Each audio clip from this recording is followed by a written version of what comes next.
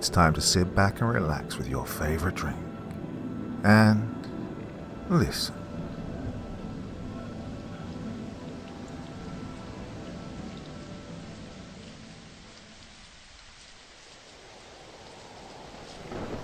When it comes to my car, I have one rule and one rule only. No hitchhikers. Now, my car is everyone's car. Really, if the Good Samaritan had a car, I'd be in the Bible. I had friends and family do everything to that tin can on wheels, including popping tires, busting radios, open windows on rainy days. But hey, it's just a car. It's my baby, a deep blue Range Rover I bought for myself with my self-earned money. But at the end of the day, it's just a car, right? It's a useful thing to have when you want to go from point X to point Y. But hey, cars come in multiple models. People, on the other hand, come in one edition each. If something bad happens to my car, yes, I'd be pissed. And I'd have to invest a lot of money into fixing it, or even buy a new one.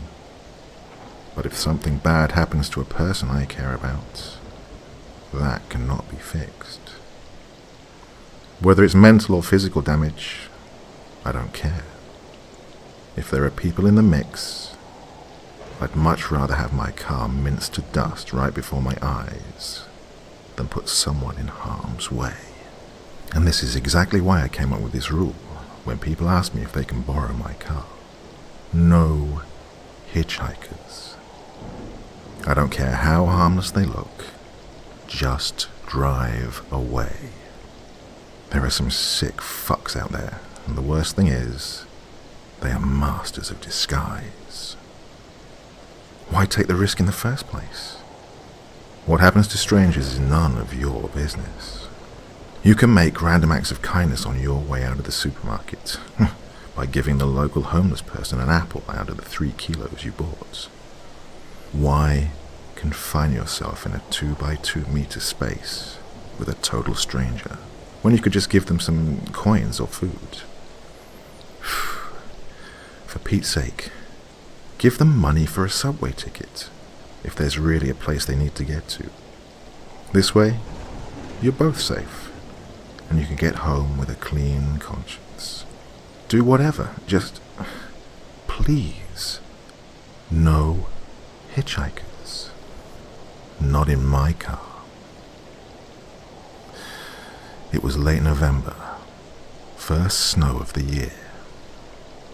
It wasn't supposed to get dark until about 6:30, but it was only 5 p.m, and the sky's tones were getting more depressing by the minute. Winter is coming. I laughed at my wannabe Jon Snow impression and ceased laughing as soon as I remembered that I used to watch Game of Thrones with my ex. That woman ruined so many shows for me. Julia dumped me half a year ago. She and I hadn't slept together in over 7 months before our relationship ended. I wasn't the one to blame here. I really gave it my all. Got myself a premium membership at the gym and everything. And whenever I tried to wine and dine her, she just played the tired card, just to hide the fact that the other man she was seeing had already wined and dined her that day, along with the other stuff I would have liked to do to her. I was thinking about my ex when I caught movement far ahead. Just a figure in the distance, imitating a half-working windmill, to get any driver's attention.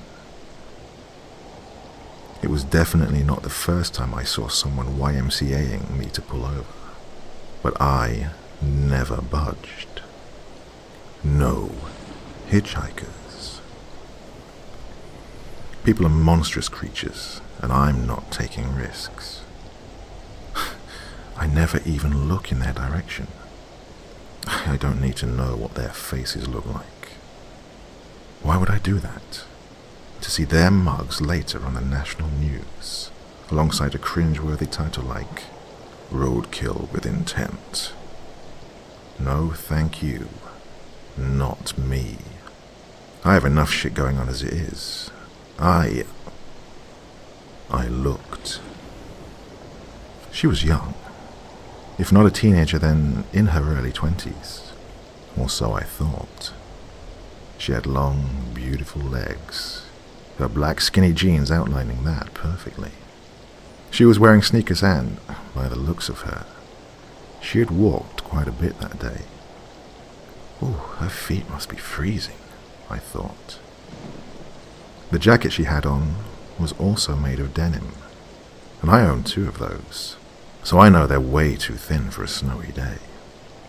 Funnily enough, even though her outfit exclaimed chilly summer night from all angles, she had a fur cap and gloves on.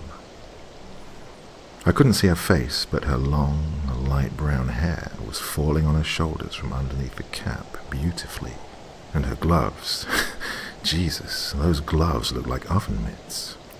Oven mitts! Like, how can anybody resist a beautiful girl wearing oven mitts? Before realizing that I was slowing the car down, her face was close enough for me to catch green eyes and a smile of relief. Was I about to pick up a hitchhiker? Scared for my life, I stepped on the gas like my life depended on it. Before she vanished out of my rear-view mirror, I caught the sight of something else. Thinking that I was going to give her a ride, she took her backpack off and, bewildered, let it fall to her feet. Whew, that was one big-ass backpack. It looked twice her size and just as heavy. I could still see her mouth was agape before her outline blended in with the rest of the view I was leaving behind. You're such a stupid, paranoid idiot. Julie's words beamed from the inner side of my eardrums. It was her favorite thing to say. Yes, my dad likes you. Yes, I locked the door. No, I'm not cheating on you. Even though my paranoia regarding that last one was spot on, I am aware that I'm over-aware. The road was deserted, and it was damn cold outside. Frostbite would start chewing at that girl's toes long before a car would pull over, and, let's be honest here, the hitchhikers aren't the only ones who might be monsters in disguise. Lo and behold, even paranoid people have a conscience. I'm no exception. The road was empty, so I risked driving in reverse. I could see she stopped walking the second she saw me coming back. She took a couple steps away from the car when I stopped next to her, lowering the passenger side's window. Need a ride? She frowned at me, her oven mitts on the straps of her backpack. Not sure. Come on, get in. It's freezing cold out here. I don't mean the ride, I mean you. Yes, well, your palette of choice isn't exactly wide now, is it? Her green eyes were piercing needles into my own. Why did you run off on me like that? Let's just say I'm not a fan of hitchhikers. She chuckled.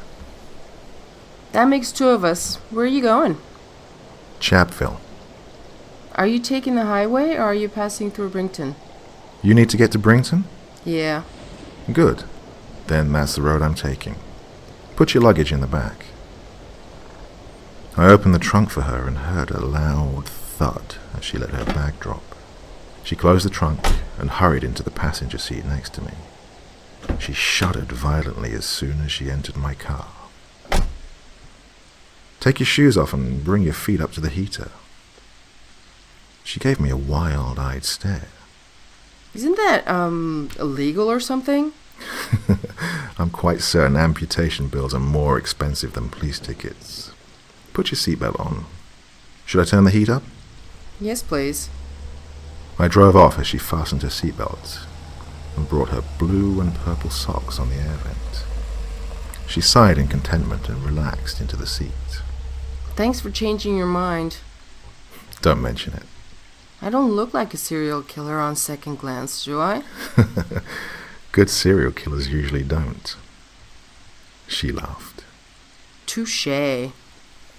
Please don't mind me asking, but what in the world are you doing out in weather like this? In the middle of nowhere with a sack of bricks weighing you down? Living la vida loca. Ah, good thing I came back for you, because you'd be living la muerta loca by now. She laughed so hard, I heard the seat shaking under her. Did somebody watch Spanish soap operas with Mommy when he was little? Busted. I won't admit to anything. It was my aunt, and there was just this one TV in the house, all right? She laughed even harder. Not gonna lie, it felt damn good to hear a woman react positively to my jokes again. What's your name? My head shot in her direction so fast, my neck was an inch away from snapping. She'd taken the hat off, and her beautiful face was smiling at me from between her knees and my passenger seat.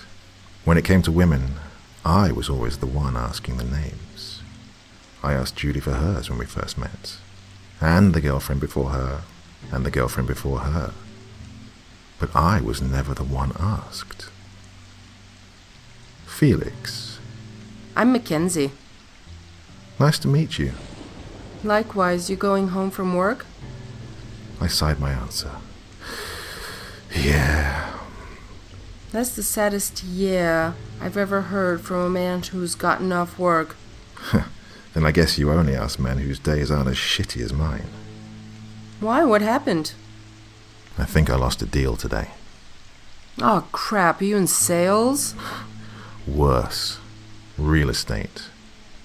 Very few people know this about me. I hate my job, but I love talking about it. My type of woman lets me complain about work. My ideal woman, however, asks questions.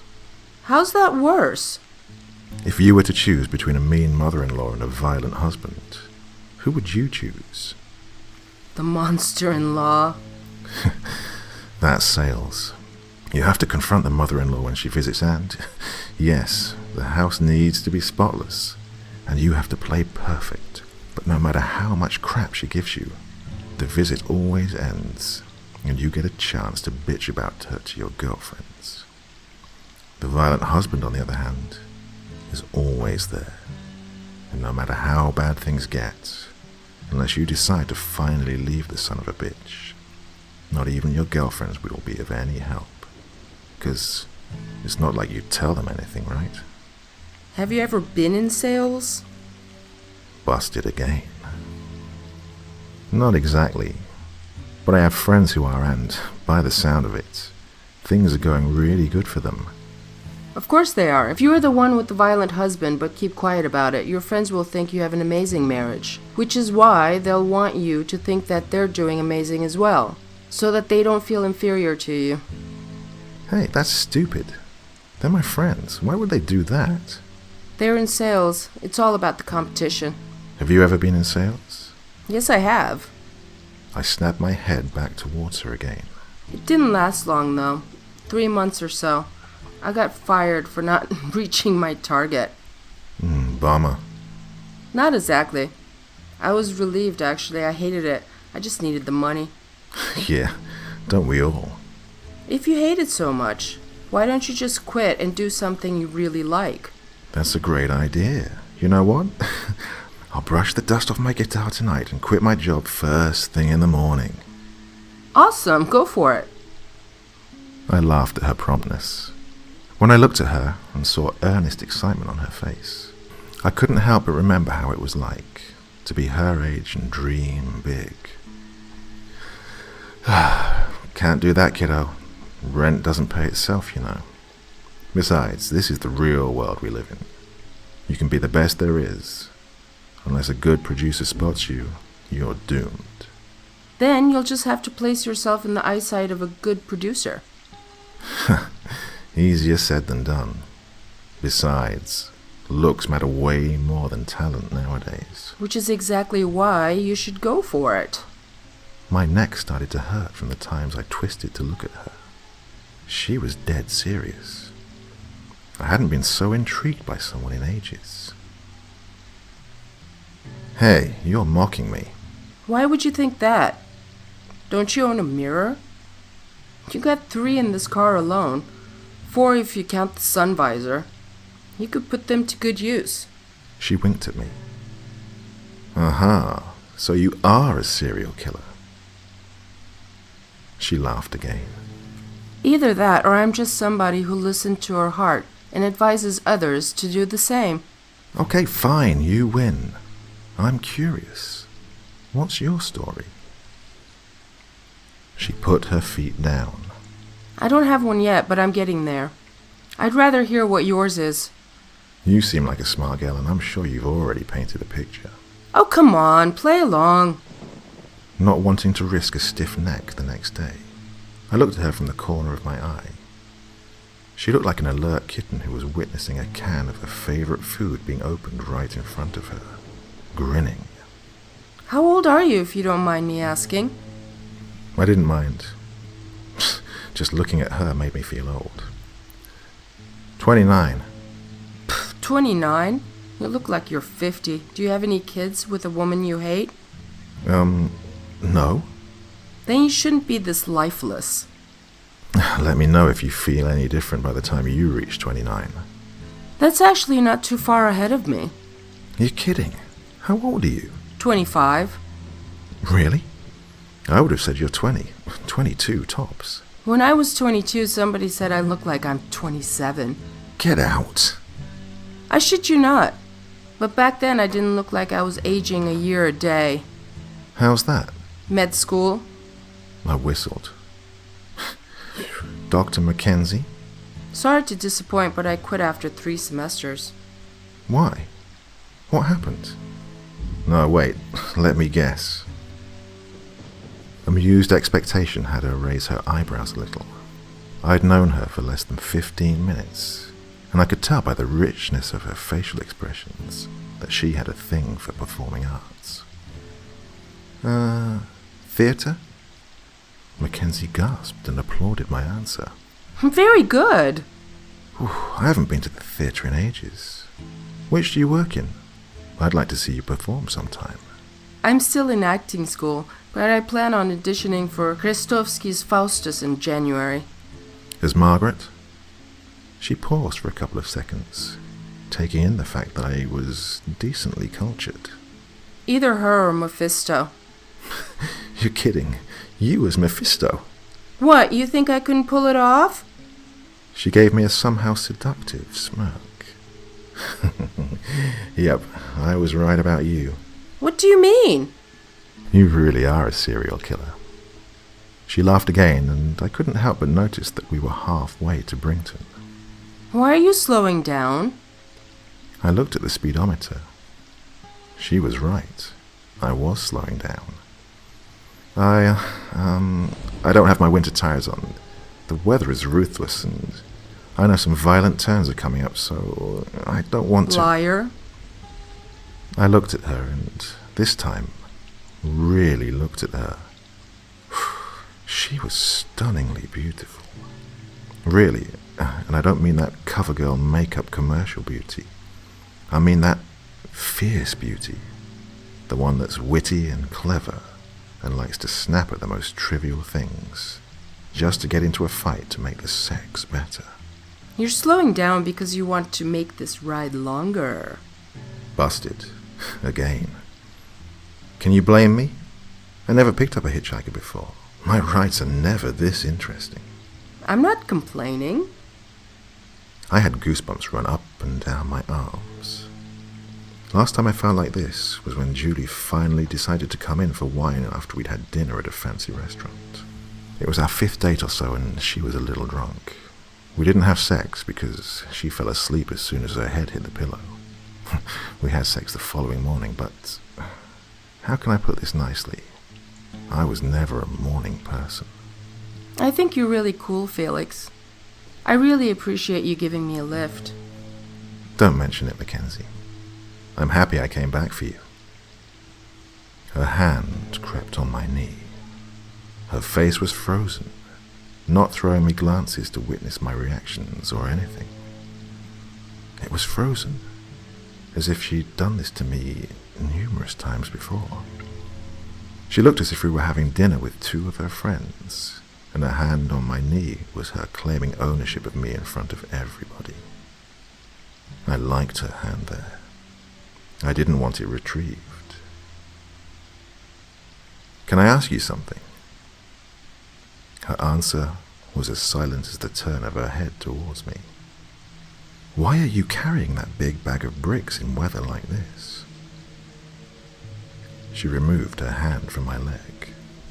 I didn't know it was going to get this cold. I was planning on walking home. "Where were you?" Her head snapped so suddenly in my direction, I heard her hair whip against the headrest. That's none of your business. She was right. "You're right, it isn't." Mackenzie sighed, and I drove for a couple of minutes in silence. I wanted to apologize, so that I could get to talk to her again, but I didn't know what I had to apologize for. Was I too intrusive? So was she. Why would I have to apologize for a feature we both had?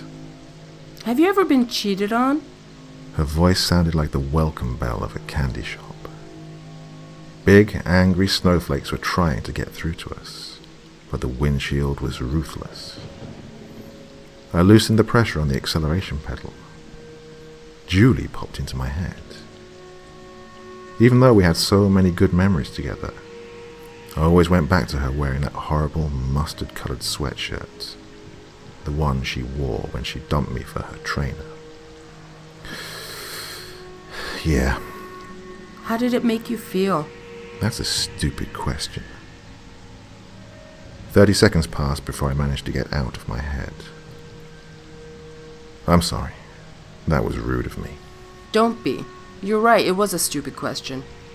This time, whether I liked it or not, I had to slow down, because the fog in front of me was turning from water to milk. I wanted to rip her head off. My hand was squeezing the gear shift so tightly, I thought it would crack. I was angry with Julie. I was angry at her lover, but most of all, I was angry with myself.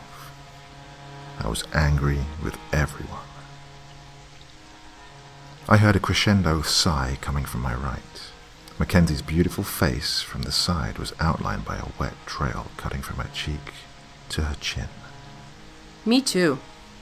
She looked at me, and the world stopped. I too wanted to rip his head off. We drove in silence the rest of the way. As we saw the sign welcoming us to Brington, my travelling companion asked me to pull over and just leave her anywhere. But I wanted to drive her home instead. I insisted. First row to the right, then left, then the second building on the right, and I stopped the car. I knew picking up strangers is not for me. Look what happens. First time I do this and I made you cry. She laughed. It's good to cry. I can't afford a therapist, so... Her pretty face met mine with the most sincere smile she had given me yet. Thank you. I nodded.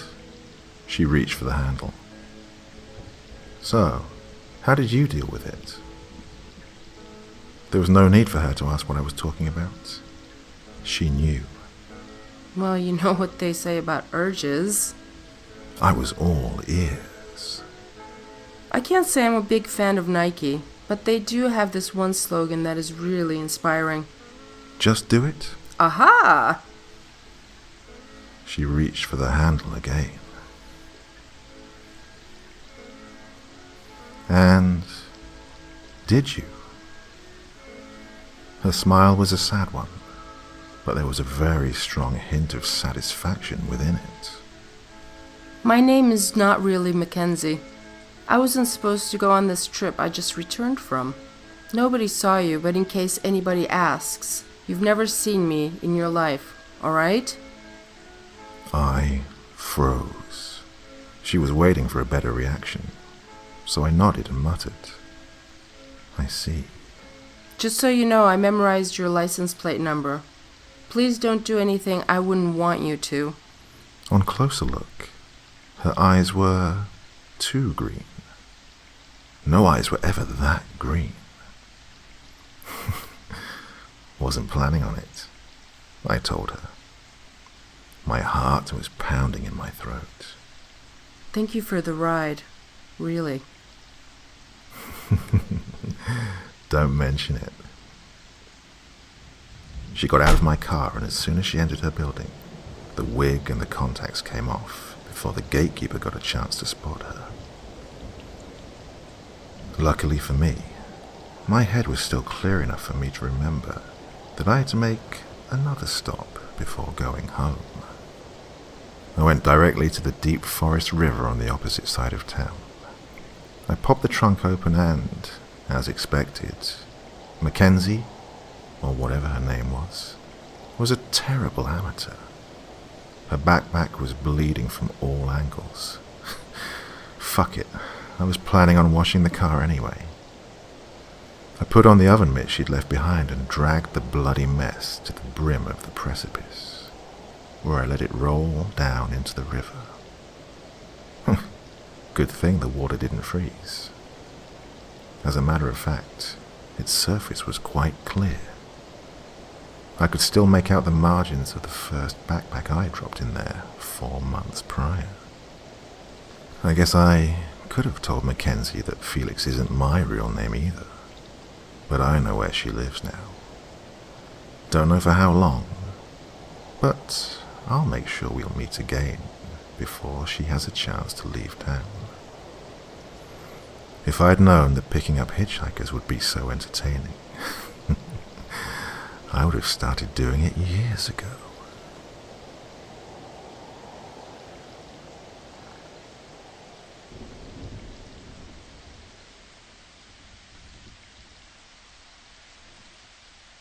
Dr. Gennard was reading when he heard a knock on his office door. Friday, 7 p.m., was reserved for one person and one person only. Come in. I brought him, sir. Nurse Simons opened the door, and the first thing the doctor saw was the teenager's game face from behind the nurse's shoulder. Ah, swell. Let him in, please. The nurse stepped to the side, letting the boy enter. Thank you, Samantha. I'll take it from here. I want coffee. This was no surprise to the doctor, but the nurse seemed appalled by the boy's shameless demand. Very well. 2 coffees for me and my guest, please. Nurse Simons gave the doctor a long, questioning look. Something wrong, Sam? The boy asked, mockingly, over his shoulder. The nurse pressed her lips together, closed the office door, and power walked to the kitchen to brew what had been requested. I like her. The boy approached the doctor's table and sat down in front of him. Black, please. The chessboard was already arranged, and, yes, the black pieces were already on his side of the table. You've gotten predictable, the doctor said. I'll have you know, in chess, you have to choose the color with intellect, not superstition. The boy laughed. I'm far from being superstitious, Doc. I choose black because it's tougher to handle. Right. Oh, and the pieces are shinier. Look, the white ones are sandy and boring. The doctor laughed at that remark and made the first move. He loved playing chess with the boy. The kid might have only been 16, but he could focus harder and invest more patience in the board than all of his university pals combined. The doctor needed some relaxation from the working week he'd had to endure. The institution he was running was, after all, one of a kind. Ever had that one kid in school who everybody would turn out to be a psycho serial killer? Well, unless he finds an outlet for his bad stamina, such as sports, sex, or digital realities. Well, in earlier times, when a kid would throw a tantrum, it was just a kid throwing a tantrum, until that tantrum resulted in bloody murder. Nowadays, tantrums are being taken a bit more seriously. Too seriously at times. Dr. Gennard's specialty is to differentiate between plain old mood swings and serious signs of mental illness. The clinic he's running is a perfect place to hospitalize a child in case one can't tell whether he belongs at home or in a sanitarium. The patient's complete evaluation would usually take somewhere between 3 to 7 months. However, there were cases in which the end results were too shallow and the patient had to stay hospitalized for 2 more months after the 7-month period was over. Marius had been a patient for almost a year. "Concentrate," the doctor said firmly, after snatching a black rook from the boy's side of the board. Marius grinned in contempt. Due to his opponent's previous move, he managed to take a bishop from right under his nose. "I am." Marius was losing, however. He had lost the previous week too, and the week before that. He knew that the doctor could tell his head wasn't in the game anymore. Who could blame him? The clock was ticking. "Son, your results came in." The doctor heard a soft crumbling of fabric coming from Marius's direction. He didn't have to look under the table, because he knew that the boy had a death grip on his pants, where his palms were resting. And the doctor tried putting on the most angry adult face he could muster. If he had to scare the boy upright, he knew he had to play smart. Really smart. Smarter than before. "I am very upset with you." "And why is that?" "Because you lied to both Dr. Rakesh and Dr. Sullivan." "What makes you think I lied, Doctor?" "Well, probably because both of them consulted with one another after interviewing you, and also took a look on your CB test." "I know it, and so do you. Your answers don't match your brain activity." Marius's eyes moved from the chessboard to the man in front of him. He knew it was coming. The clinic was famous for the CB test. It was very similar to a lie detector test, but more elaborate. The patient was exposed to different video footage, some of which was incredibly violent.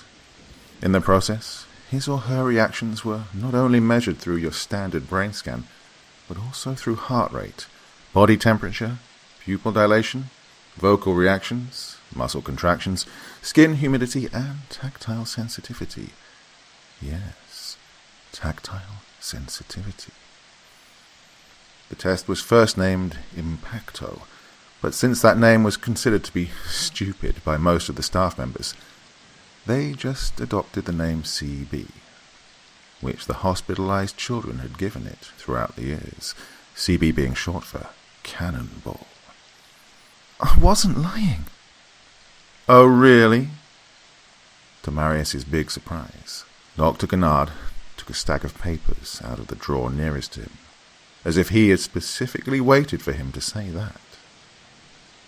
"If that's the case, mind telling me why you told Dr. Sullivan that you, and I quote, get off on tiny animals getting skinned alive, whereas your EEG portrays signs of severe distress when you're shown such footage?"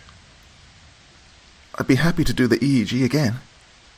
"Yes, but the CB test isn't made out of just the brain scan, Marius. Your entire body was rigid with fear, and your face muscles were contorted in disgust all throughout the test." "Yeah, but..." "This was your 4th CB test these past 6 months. I've never had a patient who required more than 2. "Reflects how messed up I am." Rakesh said you cried during the part with the kitten. "He's a piece of shit, and you should mind hiring more competent doctors." Dr. Gennard's fist met with his desk with an echoing slam, followed by merciless plops of chess pieces on the floor. "I'm done with you trying to take me for an idiot." Marius finally managed to get him angry. The boy knew this day would come eventually, and even though it came considerably later than it should have, he wasn't ready for it.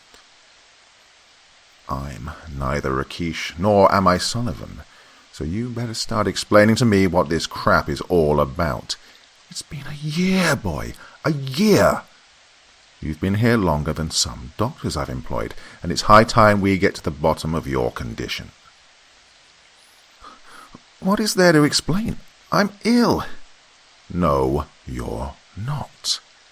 Yes, I am. Then why do all your psychological evaluations tell me you're the sanest, healthiest patient I've ever housed? Because your methods are outdated. I'm a sick and disgusting human being, and I deserve to be locked up forever. Marius broke. He brought his hands up to his face in shame, as tears violently spilled out of his enraged teenage eyes. Dr. Gennard watched him for half a minute, waiting for the boy to unload some of his demons before dropping the bomb on him. Marius, I'm sending you home. No, Marius sobbed quietly. I'm sorry, son, but I have no choice. Yes, you do. Lock me up. Fucked in the head. I'll sign anything. Just please, don't make me go back there. Dr. Gennard considered his next move very carefully. He got up and around his table to crouch down next to Marius's seat, something he never did with a patient before.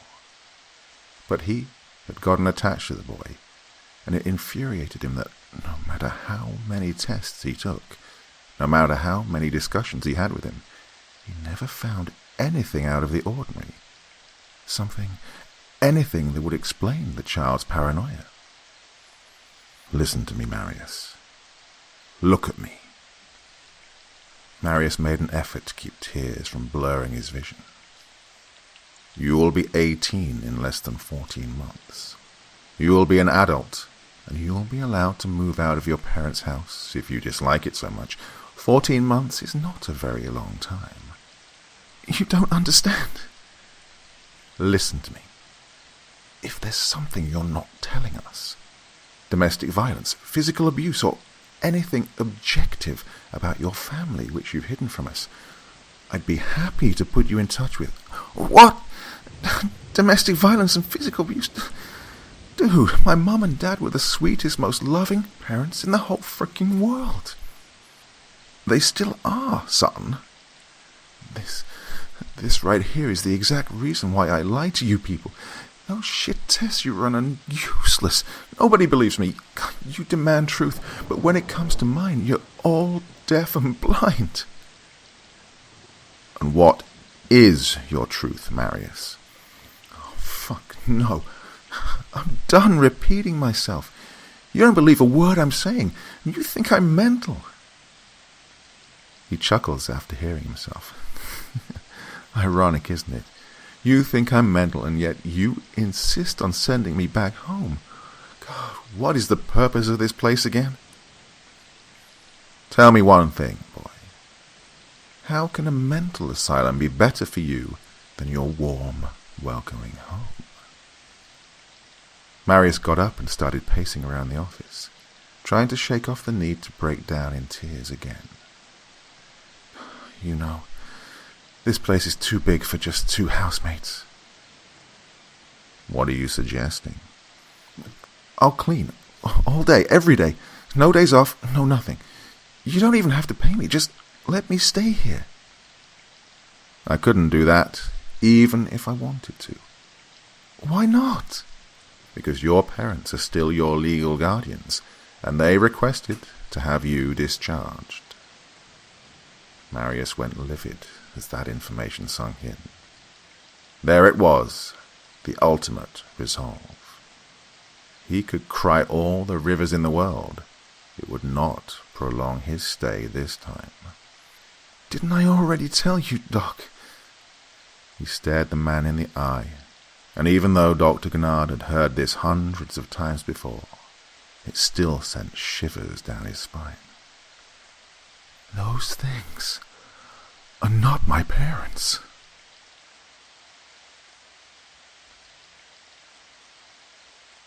Rakesh always refused Gnard on his wine offers, until tonight. Sullivan was already pouring his second glass, and the three doctors hadn't even begun to discuss why they were having their Saturday evening meeting on a Thursday afternoon. Gentlemen, I'm running out of ideas. Gnard's exhausted forehead greeted the expecting palm of his hand. Sullivan and Rakesh sunk on their heads in agreement, taking several minutes to think of a smart way to break the silence. Wouldn't it be a good idea, Sullivan attempted, to try the hypnosis again? Definitely not. We tried it, and he had the worst panic attack I've ever seen. I agree with Barvin, Gnard said gravely. Not going to lie, I did consider it for a while, but it's too risky. We're trying to make his traumas go away, not get worse. Precisely. Besides, hypnosis has never worked on patients with capgras before. Sullivan emptied his glass, reaching for the bottle to pour another. I still don't agree with that diagnosis, Barv. The capgras syndrome prevents people from recognizing loved ones because they can't connect their faces to the feelings they're supposed to have for them. Which is precisely Marius's case. Wrong. We showed Marius pictures of his family from back when he was little. He has nothing but love for his parents and sisters. Remember the joy on that boy's face when we asked him to tell us about the day he got lucky for his 10th birthday? We even have the proper CT and EEG to prove it. Capgras patients are exactly the same. You're wrong. Capgras patients can't recall feelings. They suffer from a disconnection on a cognitive level. And you mean Marius doesn't? He's saying his entire family was murdered and replaced by doppelgangers, for Christ's sake. You show me one Capgras case, one in which the patient tells his story with absolutely no gaps in it. Just one case, Barvin, and I'm putting your name in my will. If you'll leave me both the mansion and the lady, I'd be more than happy to research with you, John. Don't bother. Gnard's voice sounded like something from the other side of a tombstone. The two doctors looked at him, waiting in vain for him to lift his head out of his hand. I search for a Capgras case that comes close to Marius's. The doctor removed the hand from his heavy skull and reached for his bottom desk drawer. He retracted a rather big stack of papers and threw it on the table, missing the wine glasses by just a few millimeters. Almost 200 typewritten pages landed in front of Rakesh and Sullivan. For the first time in my career, I got nothing. Whoa, you've written quite a bit for someone who's got nothing, Sullivan remarked. The Curious Case of Marius Crab.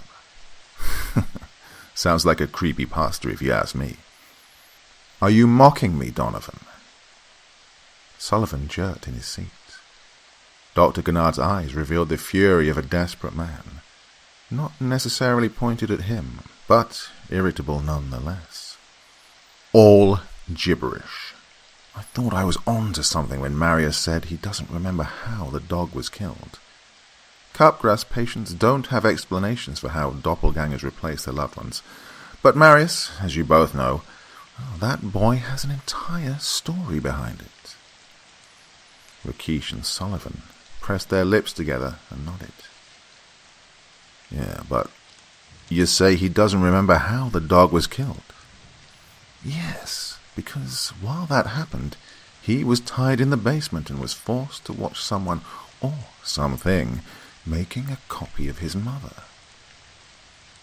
What happened to the mother afterwards again? She turned to water. Can't we blame his passion for horror literature on his wild imagination? Hardly. I confiscated all his dark books and DVDs for the past 6 months. I asked him to repeat his story 2 weeks ago. The story remains the same. Could we, Sullivan began, but Rakesh shook his head violently in his direction. Could we what, Donovan? Rakesh gave Sullivan a very disapproving glance. Sullivan inhaled deeply. I know that I'm suggesting a very unorthodox method, but, well, couldn't we suspend the boy's senses somehow and ask him to tell us again what happened? You mean drug him? There was silence in the room. Gennard placed his forehead in his comforting hand anew. Rakesh whispered something like, "I told you to keep your mouth shut," in Sullivan's direction, and as Sullivan tried whispering back in his defense, Dr. Gennard's right hand snapped towards the wine bottle, brought it to his lips, and kept it there until it was completely empty. He placed it back on the table with a gentle ding. "I've tried that, too."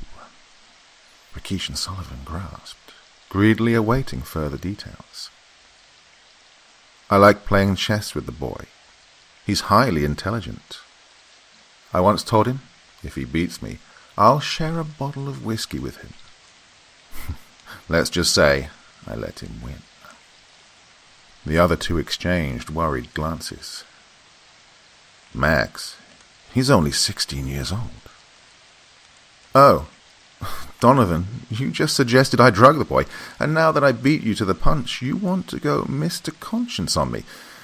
I thought you hated hypocrites." Sullivan twitched. "I'm sorry." Gennard shook his head apologetically. "Please don't take it to heart. It's just, well, I'm desperate." Sullivan nodded, and Rakesh reached out his arm to place it on Gennard's shoulder. "How did it go?" he asked. "Oh, look at the dark circles under my eyes. What do you think?" "No breakthrough, huh?" "Nothing. I found out he read one of his mother's Sandra Brown novels and liked it, that Barker is the horror master, not king, that he hates Crystal Andrews for telling the entire class he's a bad kisser.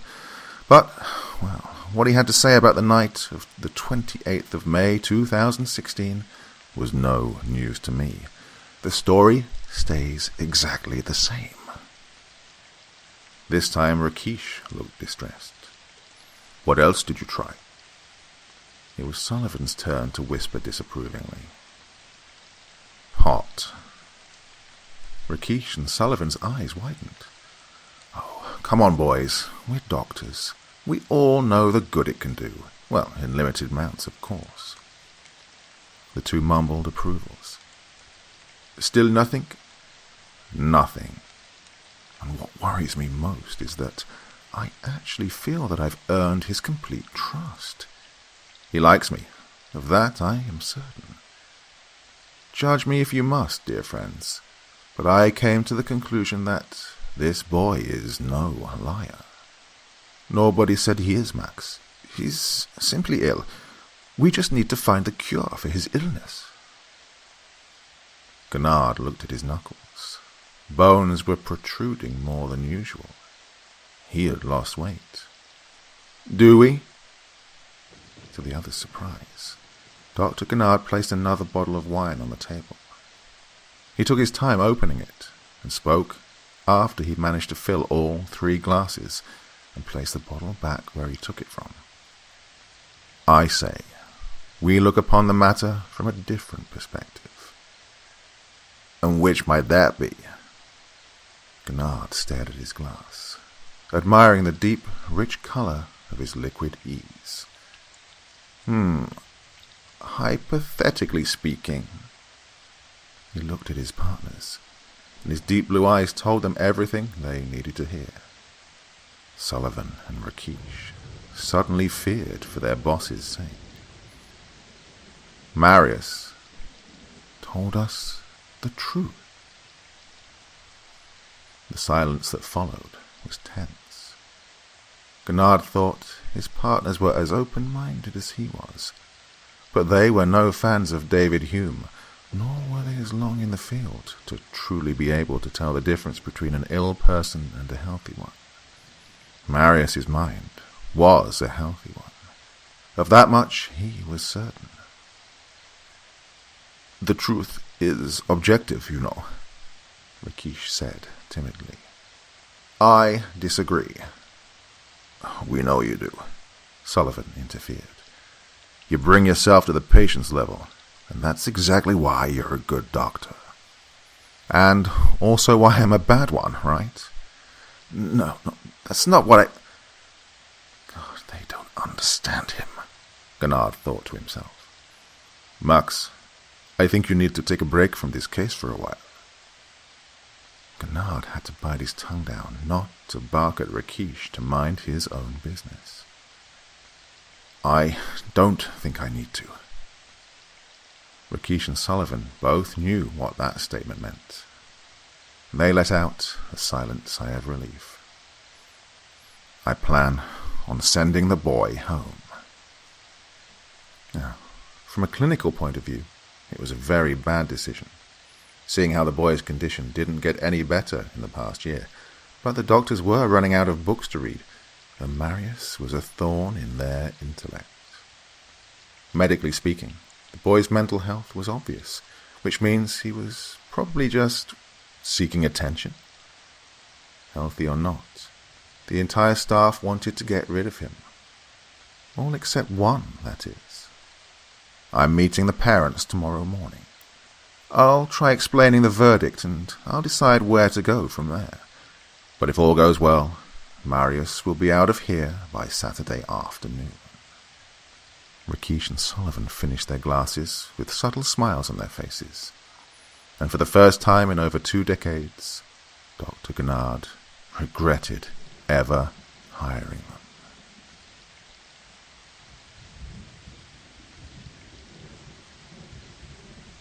Next morning, Dr. Gennard was finishing his first of 3 coffees when he heard the knock at the door. It was too soft to be Nurse Simon's, and too firm to be somebody's whose visit was not expected. "Come in."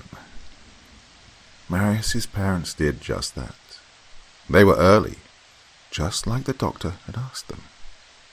"Ah, Mr. and Mrs. Krepp, thank you so very much for coming this early." After exchanging pleasantries, the pair sat down in front of the doctor.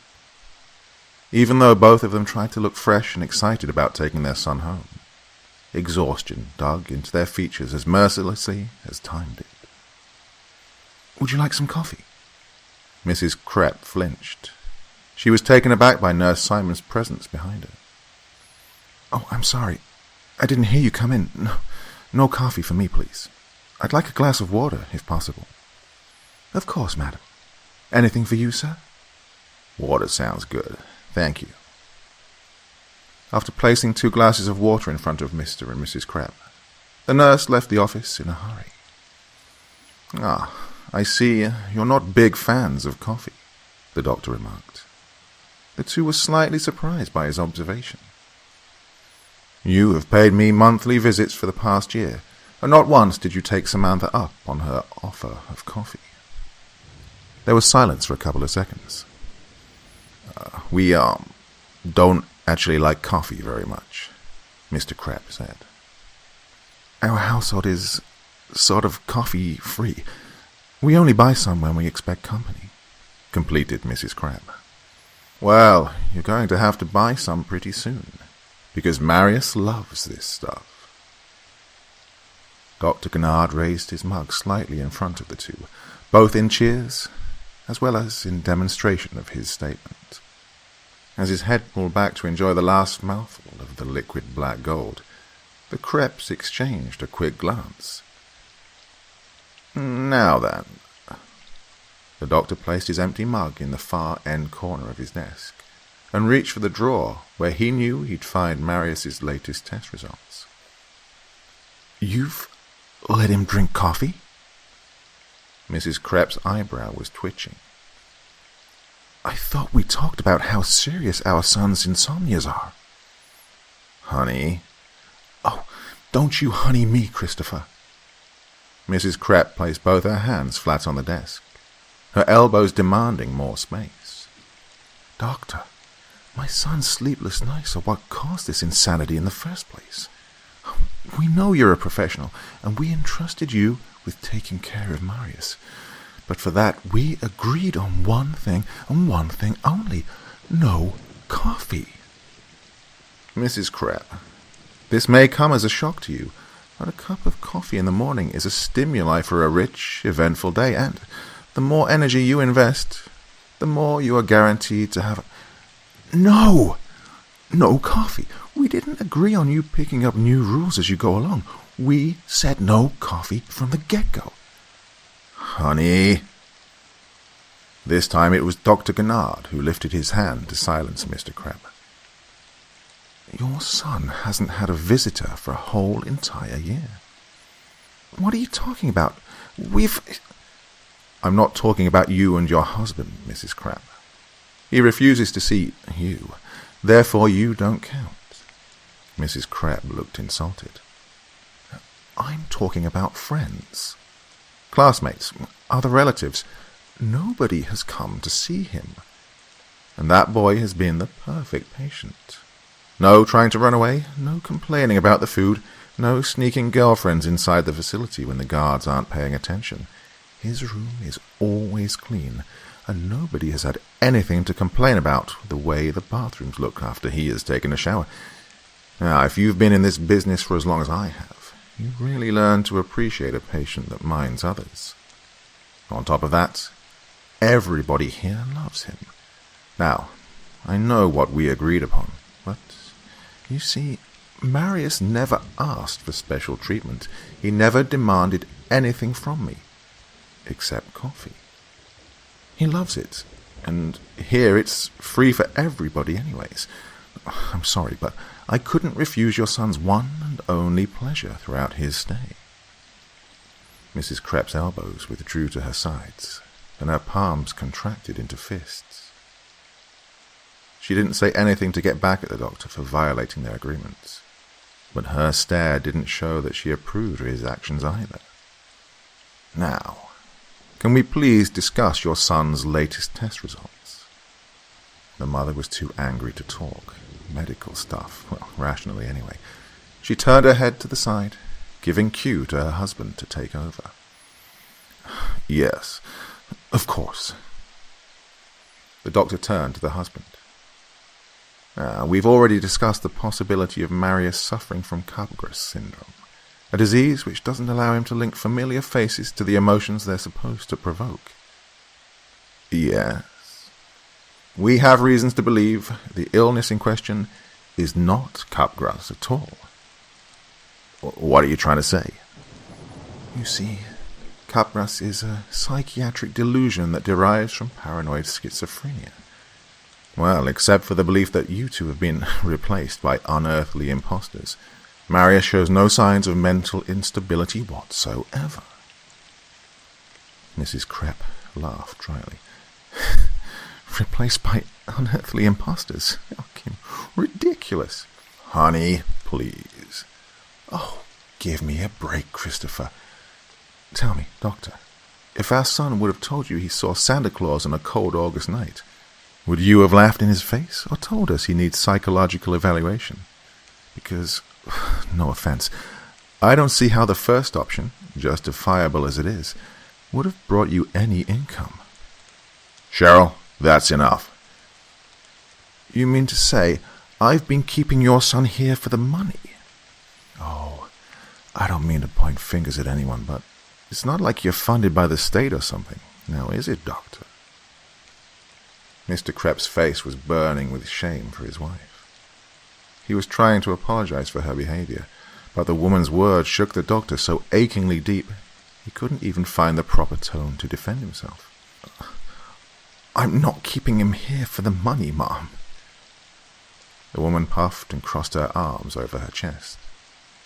Dr. Gennard was struggling to come up with an appropriate way of telling her that he'd grown fond of the boy, and that the reason he still kept him in the clinic was that he was genuinely worried for both Marius as well as the rest of the family's sake.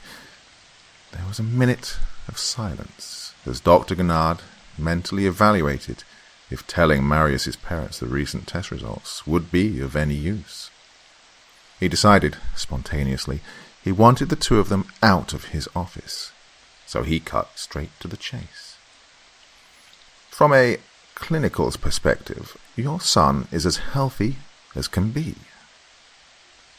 Mr. Krepp shifted in his seat. I'll sign his release tomorrow. Why not today? Mrs. Krepp was making eye contact again. We're here.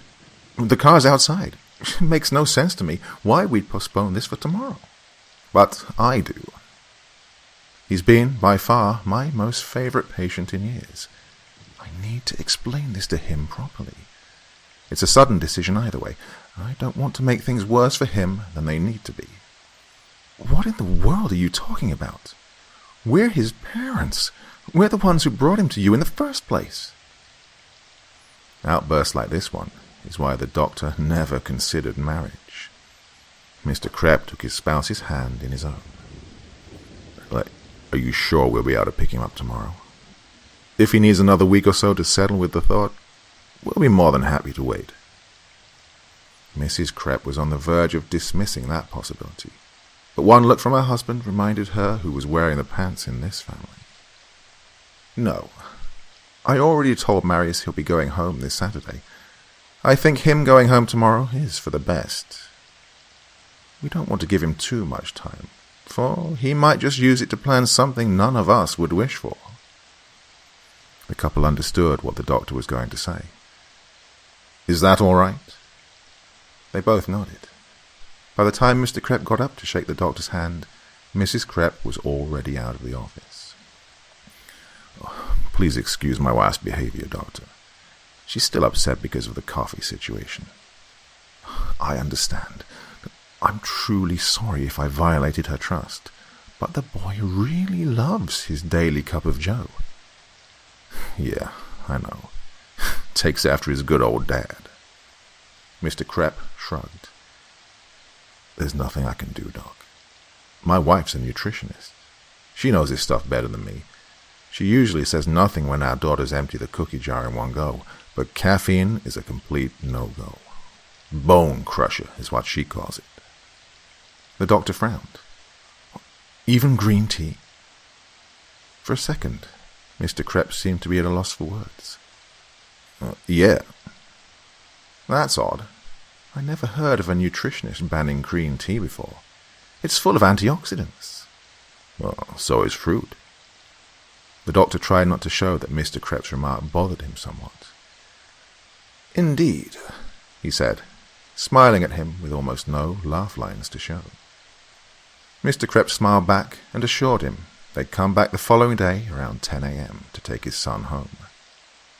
The doctor nodded in agreement and watched him leave his office. Gennard turned to the window behind his desk and watched as Nurse Simon's translucent form opened the door timidly. 2 big cups of coffee, darling. I'll have mine with almond milk and a tablespoon of honey. The nurse nodded. Should I get Marius to come see you? There's no need for you to do that. Marius is here. Marius's hand crept from behind the doctor's chair in the far end corner of the office. The boy revealed himself, scaring the nurse half to death, even though the doctor warned her about his presence mere seconds prior. I'll have mine black, Sam. Thanks. The lady nodded and left to bring the coffee. She sometimes wondered whether Dr. Gennard's therapy methods were genius, or were they just straight up insane.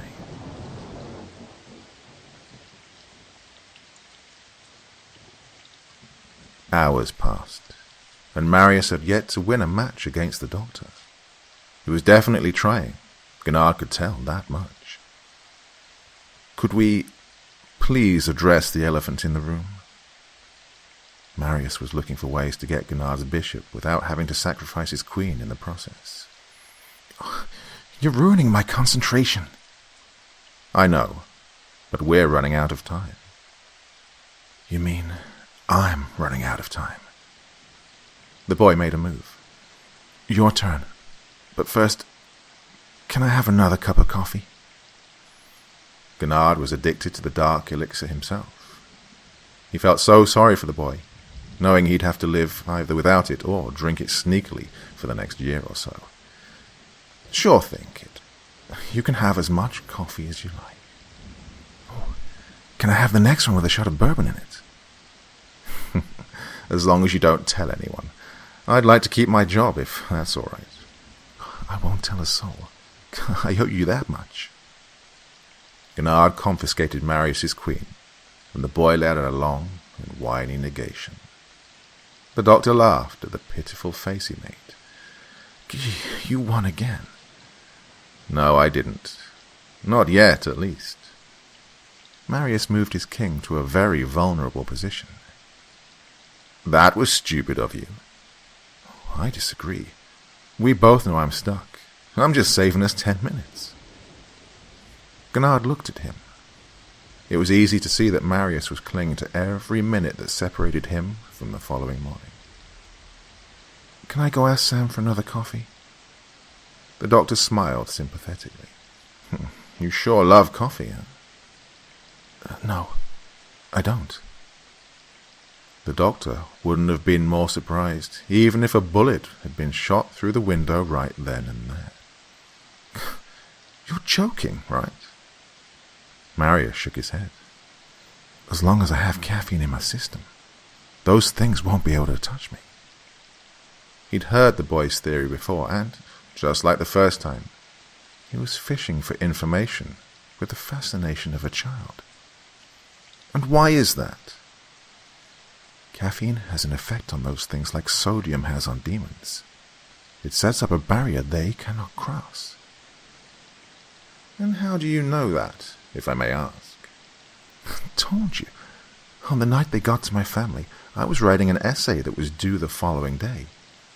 I had 2 Red Bulls that evening, and they sensed it. They made me watch as they were copying my parents, in hope that I'd piss myself. The boy was telling the story with such ease now, the doctor could hardly believe it took him almost 2 months of therapy to get it out of him in the first place. Doc, do you ever get scared? What do you mean? I mean, so scared you pissed yourself. If it were any other patient, Gennard would either have snapped at them or simply lied. But this was no ordinary patient. This was Marius, his chess partner, and the most intriguing case he had ever dealt with. Yes, I did. Marius looked at him expectantly. Oh, you don't want to know. Yes, I do. At that very moment, something inside the doctor's head clicked. He had opened Pandora's box, and he knew it. I was 13. I woke up unusually late that morning and, on my way to school, I saw 3 of my classmates torturing a stray dog in the park next to the school premises. It was too early for the streets to be crowded, and way too late for me to get to class on time. I'd never been the heroic type, but I've always been an animal lover. I dropped my bag and went straight to them, yelling at them to leave the pup alone, and that they were being cruel. Gennard's chest felt tight. They laughed at me. The fat one came at me, punched me and threw me to the ground. I tried defending myself, but I was a small and bony kid. Puberty was 1.5 years ahead of me. The fat kid forced me to my knees with my hands behind my back. He was pulling my hair so that all I could see were the other 2. Marius's fingernails were digging in his knees. He had a feeling where the story was going, but he couldn't find the words to ask the doctor to stop. The kid in the orange sweater was holding the dog by a leg. I don't remember his name, nor his face, but I remember Jason, the 3rd kid. Jason liked playing with firecrackers. Marius covered his nose and mouth with his hands, his eyes pleading for the doctor to stop. But Gennard warned him, and there was no turning back. Jason said, "If you tell anyone, you're next." And then he lit up a firecracker. "Oh no, please stop." and placed it in the dog's snout. Marius hid his face behind the palms of his hands. I pissed myself after it exploded. Several minutes passed until the boy broke the silence. That was shitty of you to tell me. You wanted to know. He removed his hands from his face, revealing gleaming cheeks. Why are you crying? The boy stared the doctor down with pure hatred in his eyes. Did my story remind you of your own dog? Marius avoided eye contact. I think it's about time you tell me what really happened to it. The pause that followed was heavy, as heavy as water when felt from the bottom of the ocean. Lucky. Marius clenched his fist like one would when trying to bend iron bars. The dog's name was Lucky. An inexplicable shiver crept up and down the doctor's spine.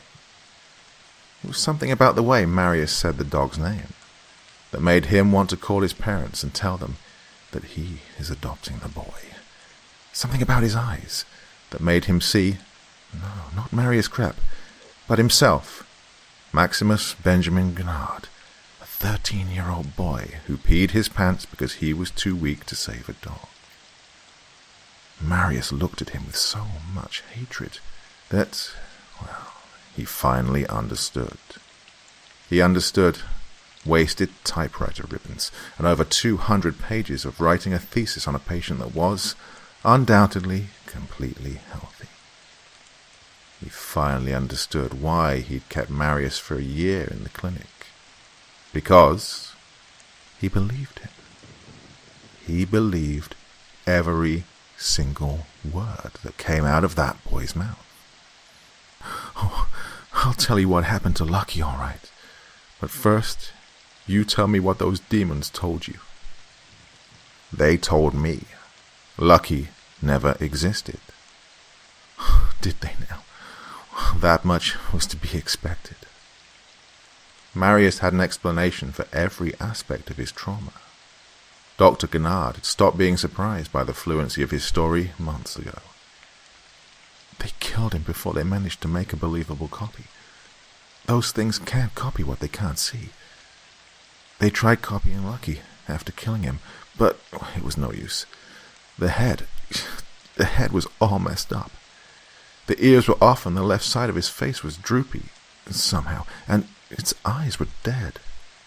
Everybody could tell that it was no ordinary dog. They didn't want to risk it. I understand. Oh, I doubt it. What happened to Lucky afterwards? What does it matter? You don't believe me anyways. Just tell me. Oh, can't you just... Marius started crying again. Can't you stop fucking with my head already? I don't want to remember this shit. This is the last night of ease I get before going back there.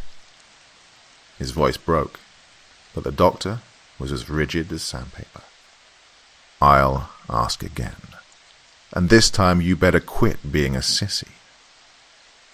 The boy's wet eyes widened. Guenard had never used that tone with him before.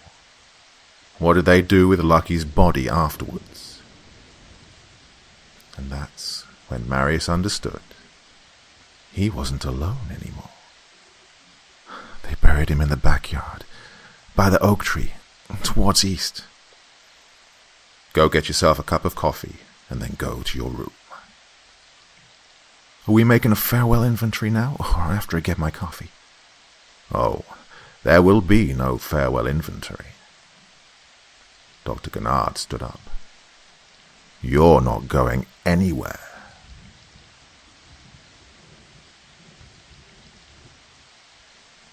He drank coffee after coffee and Red Bull after Red Bull.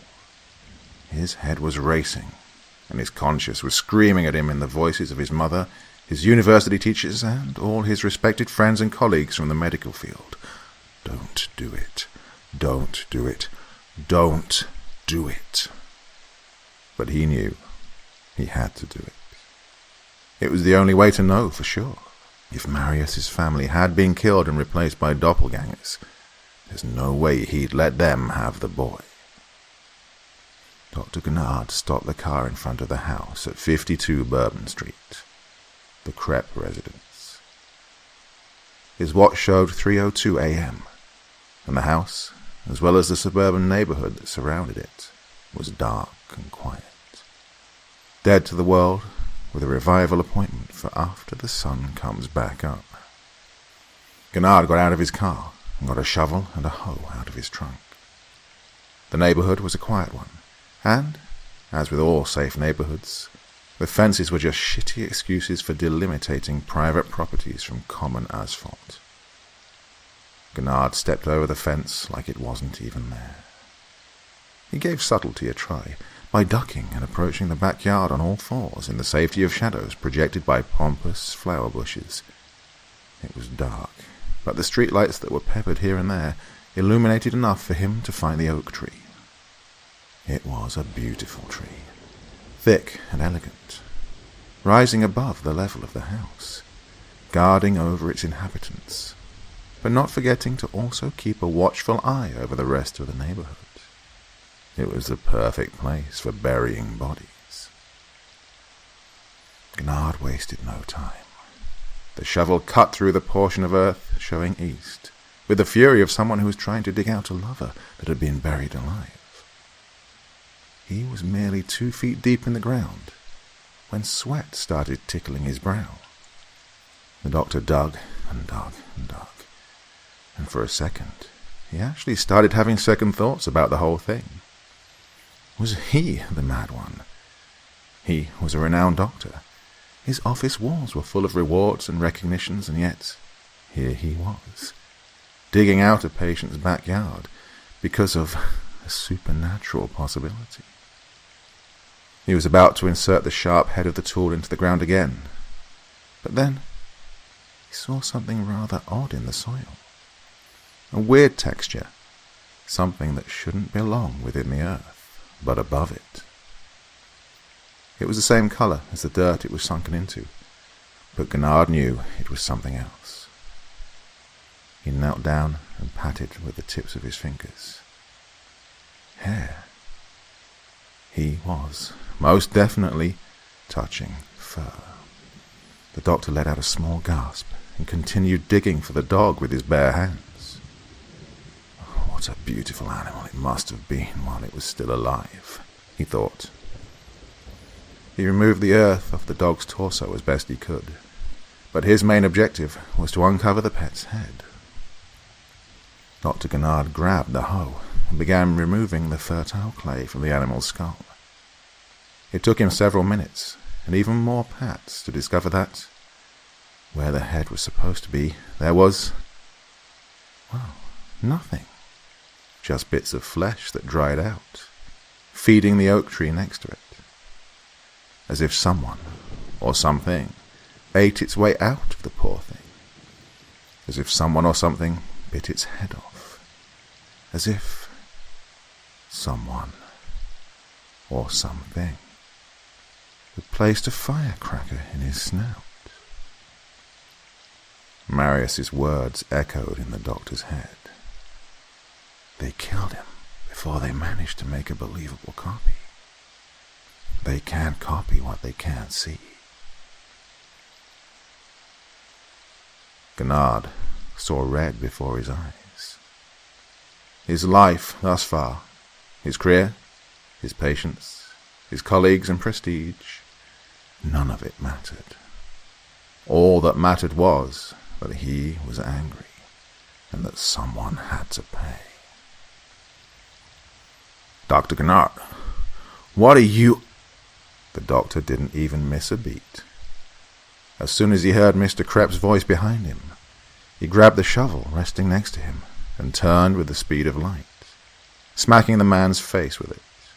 At least, that's what he intended to do. He wanted to immobilize the creature and ask it who sent it to the human world and what its business was. He wanted to immobilize all of them, see if they reacted to blessed crosses and holy water, because, if not, Dr. Gennard would have to buy sacks upon sacks of coffee, not to mention energy drinks and tea bags. However, the sound the shovel made when it came into contact with the thing's head was not your usual thump. It was fleshy. Sharp and fleshy, like the sound of a butcher knife when penetrating a fat pig's belly. Furthermore, the thing that landed on the ground didn't move. It spasmed once or twice, but it stopped moving shortly after. It was dark outside, but by now the doctor's eyes had adjusted to the scenery enough to know that what was oozing out of the thing's head was blood. Human blood. Gennard approached the body and, with a gasp, dropped the shovel right next to it. He had cut Mr. Krepp's face across the eyes. The left eye was still stuck in the shovel's blade, white and full of veins, with a long, red, interrupted connection to a vital part of a very human brain.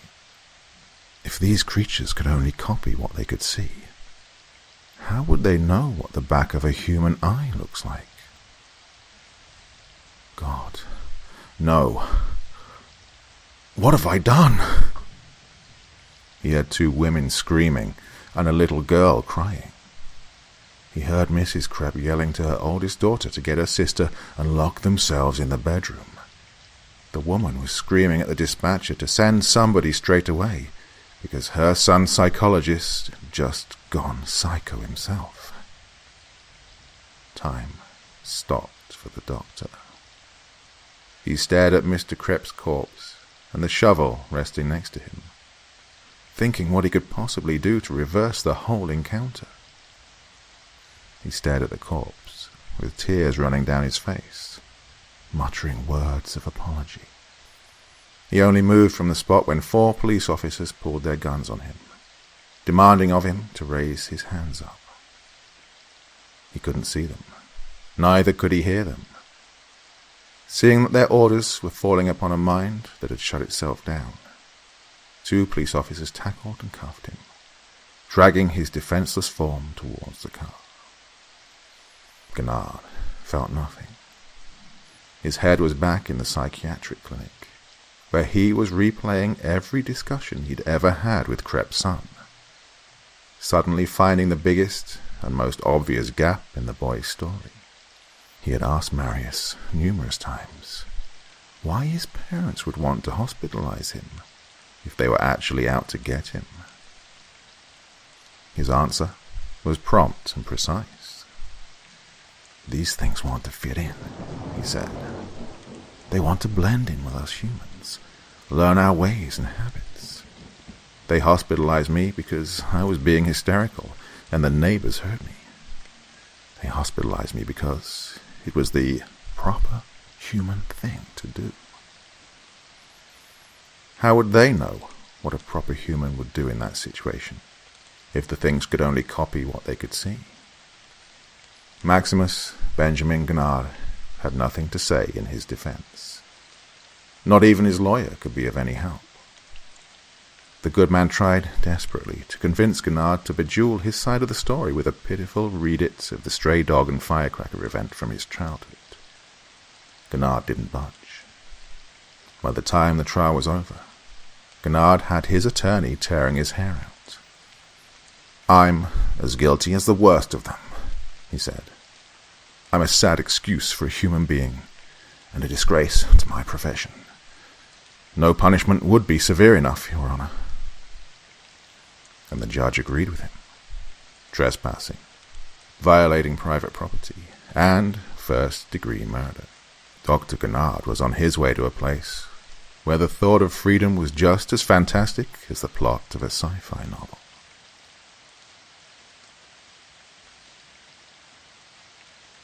"Doc, you got a visitor." Gennard turned his face to look at Officer Novak. He was confused. He would only still receive visits from Samantha on the first Wednesday of every month. But today was Sunday, and he'd seen the nurse just 4 days prior. "I keep asking you nicely not to call me that. I'm not getting paid to be nice to you, you shit-eating, shovel-waving ass crack. I said, you got a visitor, Doc. Gennard let out a tired exhale. He turned his head back to Deschamps, the only friend he had in his sector. They were playing chess, and it was his turn to move. "Rain check?" the old man asked, with an understanding smile on his face. "No, it's unexpected, so it's unimportant. I don't like unannounced visits, so I'll make it quick. Wait for me." Gennard sat up. "Oh, don't bother moving the pieces. I know exactly where I left everything." "Didn't even cross my mind, Max. Hey, listen, lunch is in 20. In case you don't show up by then, you want me to wait, or should I go on without you?" "I'll be back in time for lunch, as well as this match." "You never know, man." "I just told you how I feel about unexpected visits." "Death's the only unexpected visit, my friend." Gennard smiled at the witty comment, and followed Novak to the visitation room. He didn't even bother looking at his visitor while approaching. He already knew who it was, either Rakesh or Sullivan. Those pieces of garbage. Gennard killing Mr. Krepp was the best thing that had ever happened to their personal finances. The two of them cashed in on his 200-page case study, and after getting their hands on it, the press was merciless. They extracted quotes out of a paper that was supposed to be for sheer scientific purposes, and gave them outrageous contexts. According to the media, Dr. Gennard had planned to kill Mr. Krepp all along, because he was somehow infatuated with Marius, and wanted him to become his own son. Gennard took a seat and grabbed the receiver. At first, he didn't recognize him. His shoulders were broader, and he had facial hair. His hair was different too. Style and posture weren't the same either. The boy had grown. "Marius!" Gennard's voice broke, his sight getting blurry. He started shaking his head slowly, overwhelmed by the unexpected encounter. "Hey, Doc, how have you been?" Gennard's lacrimal glands ruptured before his former patient, making him feel pitiful and angry for not being better prepared. "Come on, man, pull yourself together. Don't make me start the waterworks too." The former doctor wiped his eyes and nose rapidly. It cost him a lot of courage to look at the man Marius had become without breaking down. He knew the boy hadn't come to shove reproaches down his throat. Well, didn't seem like it anyway. "I'm sorry. It's okay." "No, dear boy, it's not okay. I'm truly sorry from the very bottom of my heart for everything." Marius shook his head and raised a hand for him to stop. "Hey, I'm the one who's sorry. You're in here because of me." "Nonsense. Please, Doc, just let me say what I came here to say." Gennard was shaking. He doubted he had enough self-control to hear the boy out. He didn't want to hear Marius blaming himself for what he had done to his father. He wasn't worthy of the boy's forgiveness, let alone understanding. "Oh, I should have come to see you a long time ago, but I was so ashamed." The former doctor was sobbing with the yearning of an abandoned child. "If it weren't you, it would have been me. Oh, I was really out of it." "No, son. You were confused, and it was my job to make you well again. But I failed." "No, you didn't. Look at me. I'm better than ever. Marius smiled a little to himself. "I got into med school last year. Wasn't easy, but I'm in.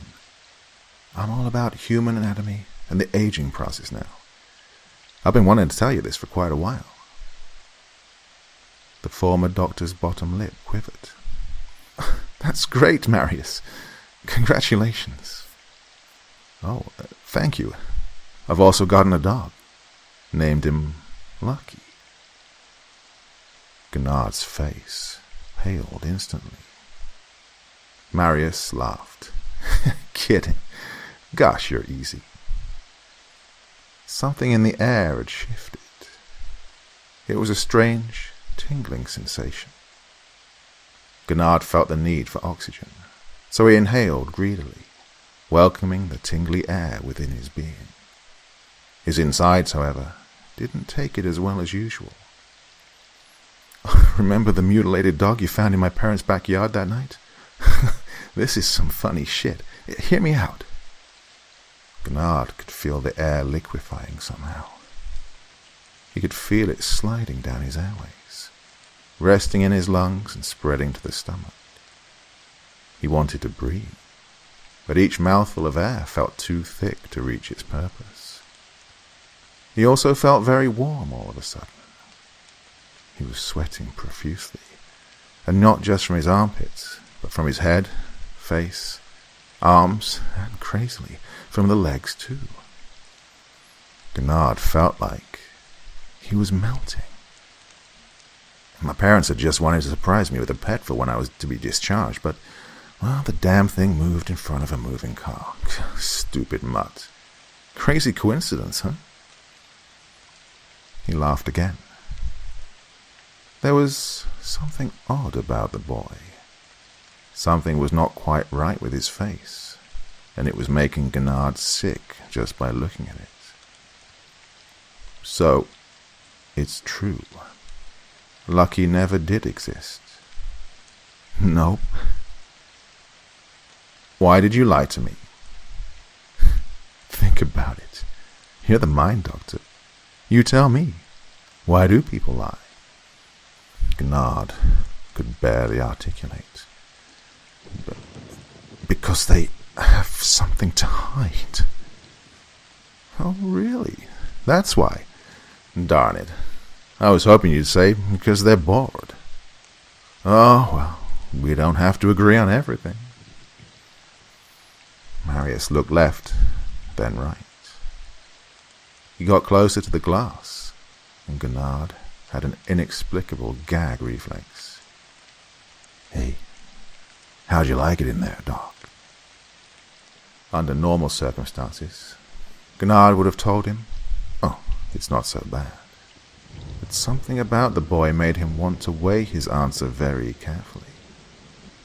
He couldn't decide on one, so he left Marius' question unanswered. You want to get out? 'Cause between you and me, I'm gonna get you out of there. The former doctor's eyes got wide, so he looked around at the guards, wondering if it would be a good idea to ask them to escort Marius out of the building. I mean, you yourself are doomed, but you'll still be able to walk around. Sounds good? What in the world are you up to? Let's just say I'll work something out. Marius, thank you for coming to see me, but I really think you should go. Don't worry. I don't plan on making you even more uncomfortable than I already have. Marius got up, still holding the receiver, and hunched down, as if his proximity could make Gennard hear him better. You want to know why I really came to see you, though? Gennard felt like he was boiling, but no one else could see it, not the guards, nor the other inmates. The one person who was enjoying the show of his suffering was his former favorite patient. As I said, I really like you, Doc. Besides, I can't copy what I can't see.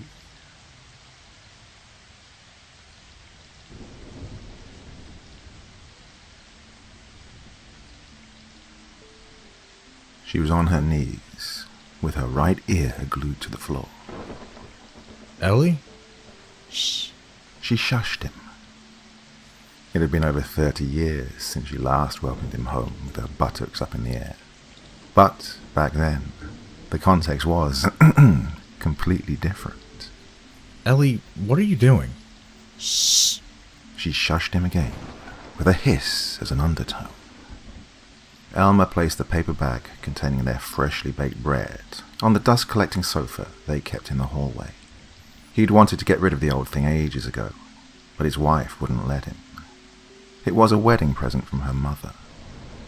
He slowly approached the living room, where his wife was bent and crumbled, looking like she spontaneously wanted to pray, but, instead, had got a cramp. The parquet creaked mildly under his careful steps. Am I missing something? Get down here. Elmer sighed.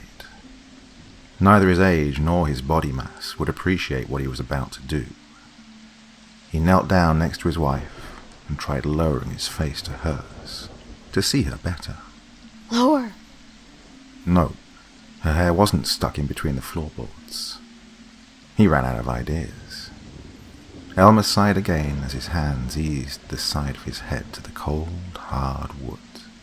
Ellie's face, pale as a ghost, didn't even begin to cover it. Don't you hear it? She hadn't whispered to him in years. The last time she whispered to him was almost a decade prior, when their oldest son came to visit in the middle of the night, and Ellie thought that someone had broken into their house. He liked hearing her whisper. It was a nice change from the constant nagging and complaining. Hear what? There might have been a bug stuck under there somewhere, but Elmer had a hunch his wife was whispering about something else. There was panic in her freckled hands, panic in her dilated pupils. My name! Can't you hear it? It's calling my name! At first, I wasn't sure, but now I'm sure. Can't you hear it? Listen closely. Elmer stared at his white-haired spouse, dumbfounded. Unless Ellie's name was deaf static, he was quite sure he couldn't hear anything. I don't hear anything. Shh! Listen! Listen! Nothing. Did you hear it? Hear what? Eliza. It's echoey. Eliza. Like from the bottom of a well. Elmer's hands helped his torso up again. I don't hear anything. With close to inhumane effort, the old man got up and offered a helping hand to his life partner. Eliza. Ellie, I got the bread. We can have breakfast now. There's something calling your wife from under the floor, and all you can think about is stuffing your fat gut? So much for the whispering. It was nice while it lasted, Elmer thought. I'll go set the table. He loved her. He really did. But sometimes he had these doubts. Elmer was already in the kitchen when Ellie called him back in the living room to give her a hand with getting up.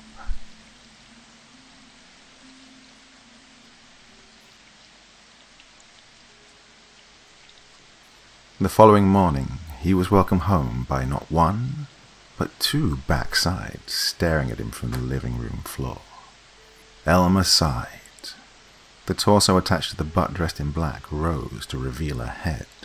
Good afternoon, Father Jonathan. Ah, Elmer. Good afternoon. Ellie shushed both of them. Father Jonathan looked at her for a second, and then back at Elmer, pressing his lips into a line of mild desperation. Elmer entered his living room with the same caution as the day before.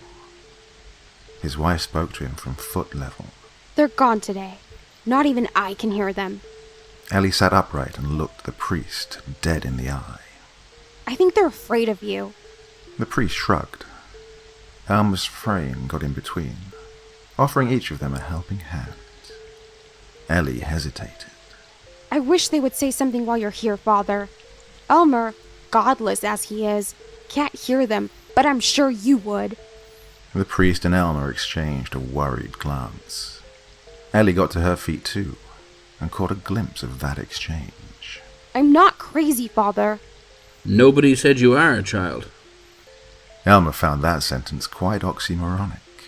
The devil works in mysterious ways. However, we must not exclude the possibility of interpretation.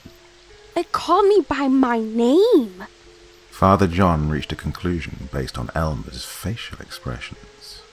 I shall bless this room for your peace of mind, child. The house, Father. Bless the whole house. Have you heard it anywhere else? No, just here. But please bless the whole house. Elmer left the room. Father Jonathan followed him in the hallway, to the couch where he left his cross and holy water, where Ellie's hearing range couldn't reach them. She's old, Elmer. Bear with her. I am, Father.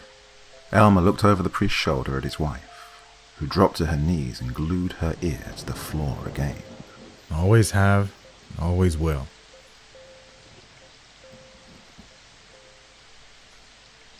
Catherine called this morning.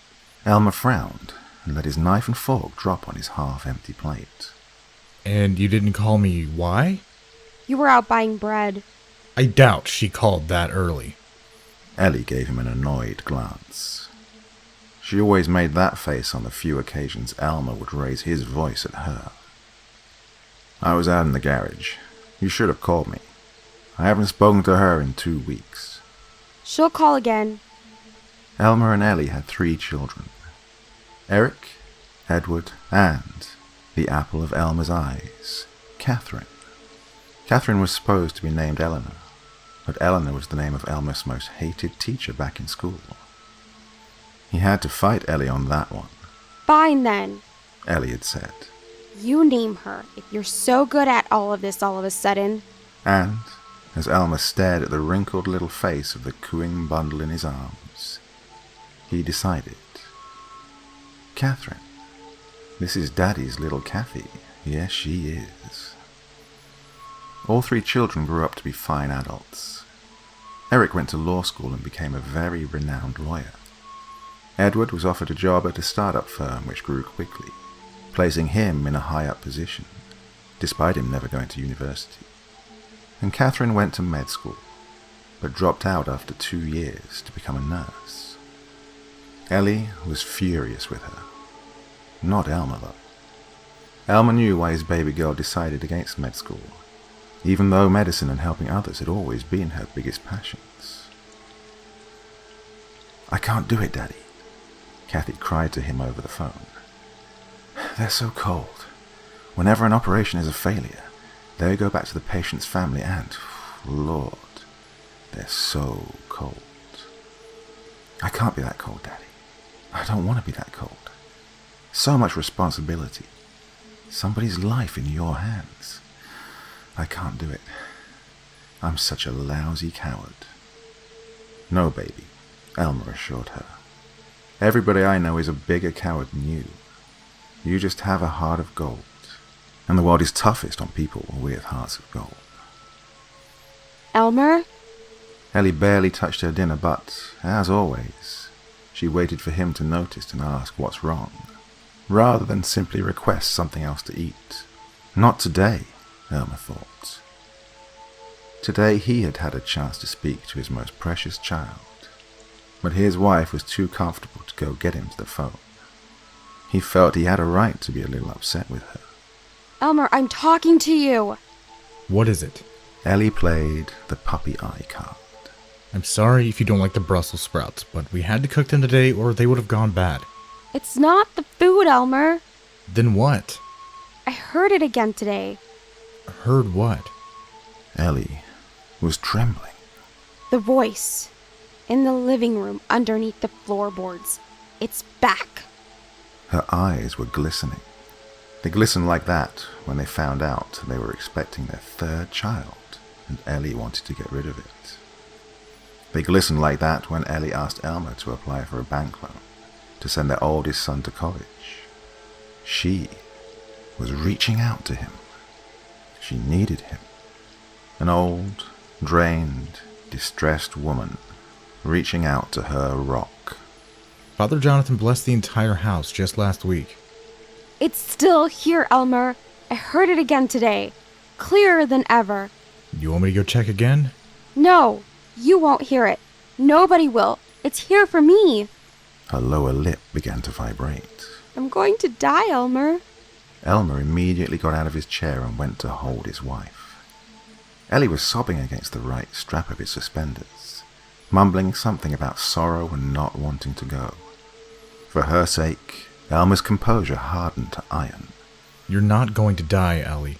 Don't you remember what the doctor said last month? He said you're as healthy as could be, and that unless fate plays dirty, you'll live to see your grandchildren reach adulthood. Our oldest grandchild just turned 8, dear. There's nothing for you to worry about. Ellie was holding on to her husband with such force, he would have lost his balance if he were less heavy. No, it's coming for me. It's... Look at me, Elmer. Elmer's gaze met Ellie's blurred orbs. It said I must confess before I go. Elmer's blood ran cold. Having a voice tell his wife she must confess before she goes was on a completely different word palette than Eliza was. Who did? The voice, Elmer. It said I must confess. He knelt down next to her, her hands in his. Ellie, there is no voice. Ellie pulled her hands out of Elmer's and turned to her untouched dinner again. Honey, I think you need help. And why the hell do you think I'm telling all of this to you for? Not from me, Ellie, from a professional. We can schedule an appointment with a professional. Maybe Kathy knows somebody. No. Ellie grabbed the shoulders of her kneeling husband with crumbling strength. Don't you dare mention any of this to Catherine. If you must, ask Eric or Edward if they have any connections. But don't, under any circumstance, mention any of this to Catherine. Catherine mustn't know. All right, Catherine won't know. Her grip sweetened, and she brought her right palm to her husband's soft cheek. Do you want me to call Father Jonathan again? No, it's not him I need to confess to. Elmer felt cold at the pits of his arms. Elmer? Yes? Ellie opened her mouth and closed it again. You can trust me, Ellie. You can tell me anything. You know that. Her chair creaked as she backed away from the table and got up. I'm going to bed. I'm tired.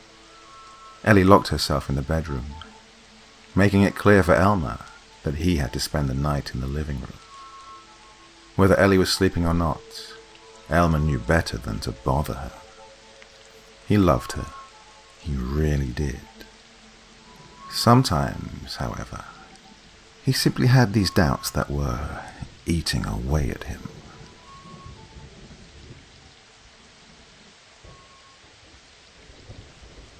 Elmer woke up the following morning and found that the bedroom was empty.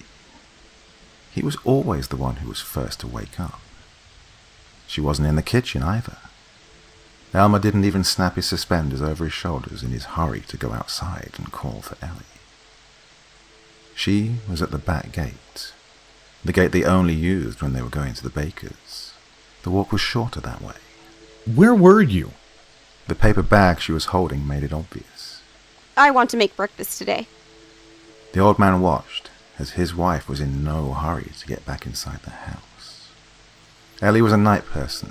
He, on the other hand, was a morning person. Breakfast was his duty, whereas dinner was hers. It's been like that for the past 4 decades of their marriage, like those cute, yet deadly painful routines that old couples have. Elmer knew breakfast was his job, and seeing Ellie do it instead felt foreign and unpleasant. He followed his wife inside and stopped in the kitchen doorway. The sizzle of oil was in perfect harmony with Ellie scrambling eggs and the happy birdies outside. She was making French bread. He could tell, even with her back to him. Bacon and spring onions were on the table, just waiting to be chopped. Elmer entered the kitchen and grabbed the knife nearest to him. No! Ellie had her arm around the bacon and spring onions in a matter of seconds. I'll do it. He froze. Ellie looked like she'd just jumped in front of a bullet to protect her children. She was even rigid with determination and everything. Ellie, are you all right? Elmer put the knife down cautiously. She avoided his gaze. I want to do it. I need something to do. Go read the paper in your lazy boy or something. I'll call you when it's ready. Elmer's hand met Ellie's on the knife. Put it down, love. Ellie gasped softly. He rarely called her love, but whenever he did, her heart would sigh, "I do," over and over again.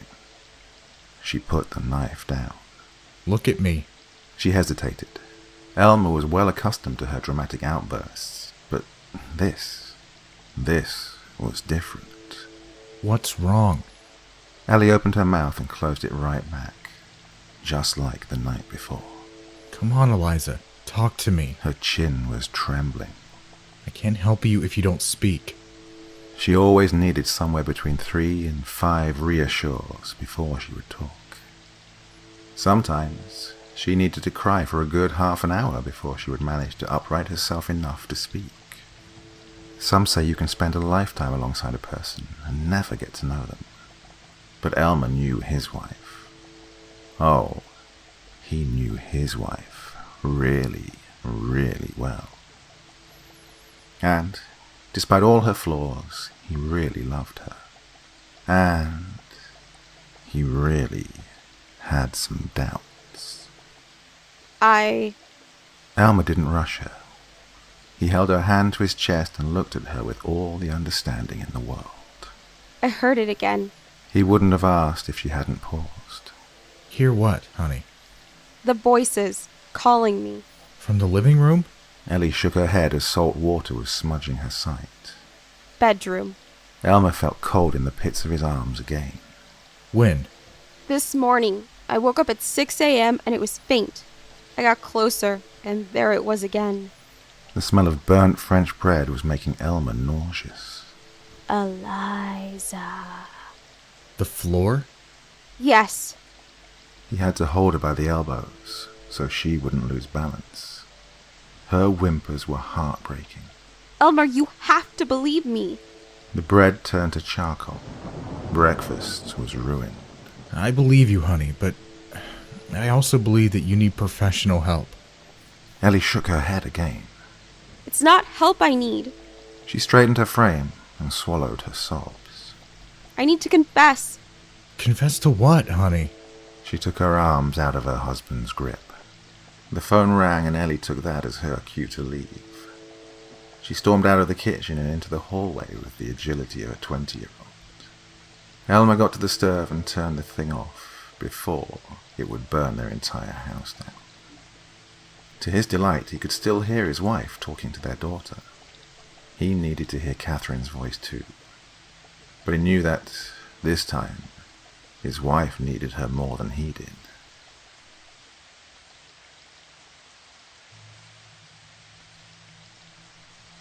When they moved in together, the couple established some house rules. Number 1, no pets. Ever. Number 2, one is just as busy as the other, so the house chores have to be shared equally. Number 3, 2 meals a day is more than enough. And number 4, no matter how bad things get, they are not allowed to keep secrets from each other. This last rule was Elmer's favorite thing about being married to Ellie. When Ellie was young, she was the embodiment of poise. He knew it wouldn't be easy, but he had made up his mind the very second he laid eyes on her. It took him no less than 8 months to convince her to go out with him, and when she finally did, Elmer was so nervous he got sick and they had to cut their date short by 3 hours. He was head over heels for her, always had been. He regretted nothing. Even so, sometimes he had these doubts. Ellie had been a sweetheart all week. She made both breakfast and dinner, was using words such as please and thank you again, and, to Elmer's mind-numbing surprise, she was cuddling up to him in her sleep. Bedtime was the only time she would enter the bedroom, and, whenever she did, she would cling to Elmer like her life depended on it. Entering the living room was out of the question. Therefore, when it came to the house chores, she delightedly accepted her husband's help. Elmer was to take care of the living room and the bedroom. All other rooms in the house were in her care, including the attic, which she always hated. 2 weeks passed, in which Ellie was distracting herself with housework. Other than the fact that she was deliberately avoiding the living room and bedroom, life was turning back to normal. Until, one day, Ellie ran sobbing out of the house directly into her husband's arms, who was reading the newspaper in the garden. He didn't even ask. He just cursed under his breath and waited for the wife to pull herself together and tell him where the voices came from this time. The attic, Elmer. He felt so sorry for her. The poor thing was shaking from head to toe, and her sobs were excruciating. They're in the attic. How, Elmer? And why? The attic is over the kitchen. The voices are over my kitchen, Elmer. They've reached the kitchen. Elmer bit his lip. He didn't speak because he knew he would break down alongside her. All he could do was hold her as tightly as possible and rock their bodies gently until she calmed down. What are they saying? Ellie's fingernails dug into the front of his shirt. That I must confess. Confess to what, Ellie? What's weighing you down, honey? I'm so confused. Ellie pushed his chest away gently. She looked up at him, tears rolling down her face. Come on. Elmer said. Let's go inside. I'll make tea and we can... No. Ellie wiped her nose with the sleeve of her blouse. I don't want to go back in the house right now. All right. Stay here. I'll go get the blankets and put the kettle on the stove. No. She inhaled twice and then looked him dead in the eye. Something big was coming. Elmer could feel it. You know, Mother never approved of us, of our marriage. Yes, I know. She always said, I have to be smart. You already know what my father did. He took everything when he left us, and my mother always said, I must trust no man, ever. Elmer's forehead felt hot. It's her fault. She said, I need to save money. She said, saving money behind the man's back is always a good idea, regardless of how things turn out. She made me think that you would one day just get up and leave me and the kids behind, or that if you don't end up being a good husband, I must take the kids and leave. And? Did you reach a verdict yet? Do I make a good husband, or are you still putting money aside, just in case? Ellie lowered her head in shame. How much? She was crumbling under his stare. Eliza, how much? Last time I counted, somewhere around 300,000. When was the last time you counted? 2 years ago, when you and Catherine went to... 2 years ago? We've been married for 39 years. She started sobbing again. Elmer's tone was calm, but deep down, he was boiling with rage. Throughout our married life, we've had 2 loans from the bank, Eliza. The first when we bought the house, and the second when our oldest went to college. I paid off both of them, all by myself. Now you're telling me that as I was working my ass off to provide to our family, you were putting a fortune together just in case you decided you don't like me? It's not like that. Then what's it like? Tell me.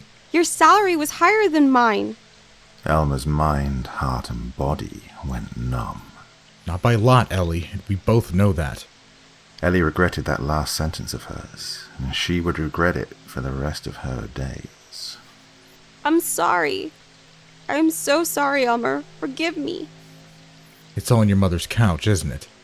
Yes, it's all there. Take it, Elmer. You can have it all. Just please forgive me. There was nothing pretty about watching the love of his life cry.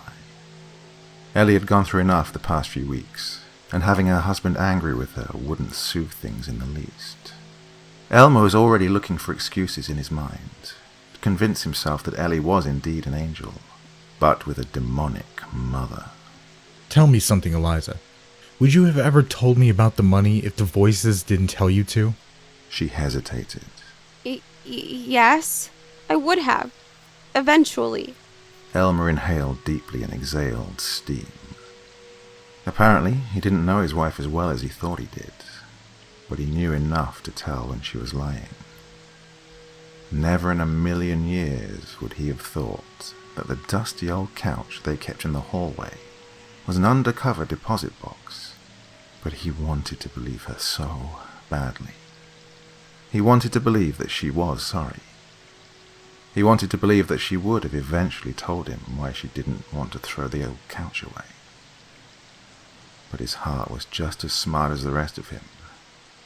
If it weren't for the voices, Ellie would never have told him about the money. Where did you put the Johnny Walker? In the coffee cupboard, behind the paper bag on the left. Good. I need a drink. Of course, honey, I'll get the... Alone. Ellie looked like a kicked puppy. I need to be alone. I need to think. Stay here if you can't go back into the house yet. And, just like that, for the very first time in almost half a century, Elmer turned his back on his wife. He had his doubts, all right, but this blow was quite unexpected.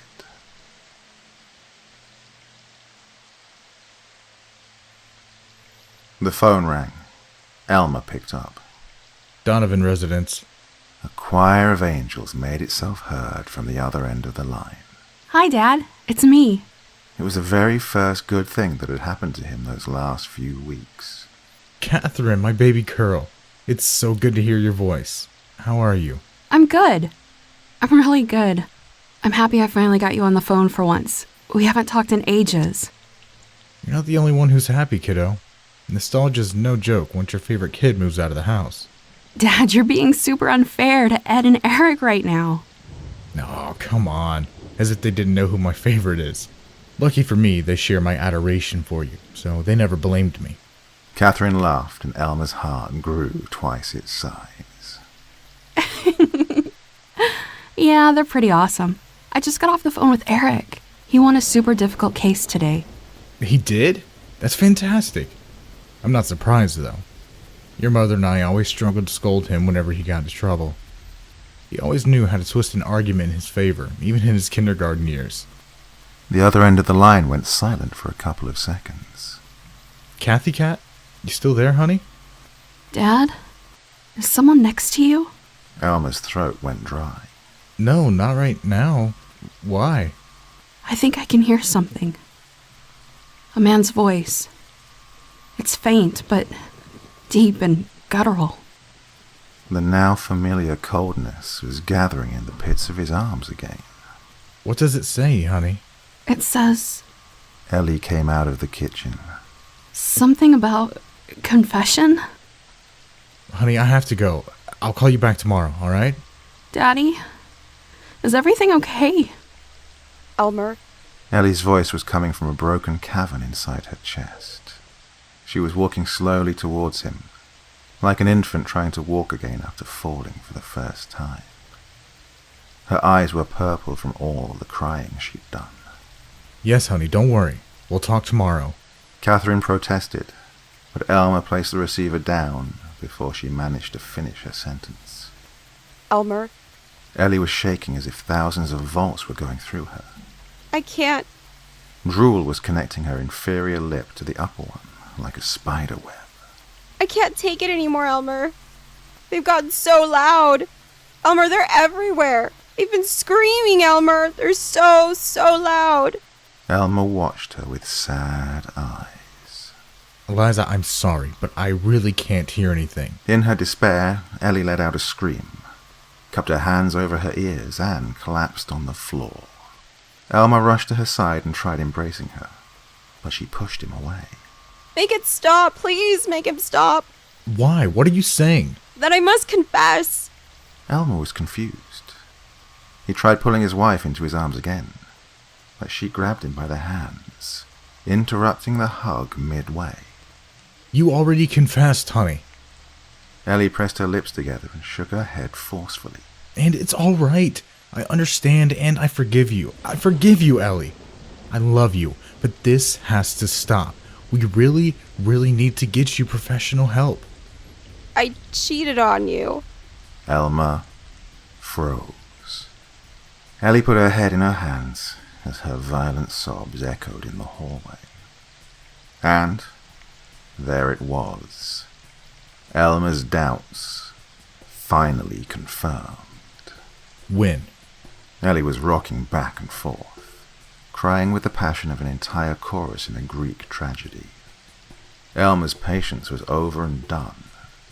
He grabbed his wife by the elbow and forced her to look at him. When, Eliza? He didn't ask with whom.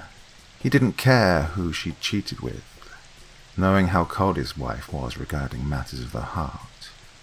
She would have confessed her infidelity years ago. However, the messy circus she was providing made it clear there was something bigger than cheating to the story. Elmer felt the life draining out of him as the seconds passed by.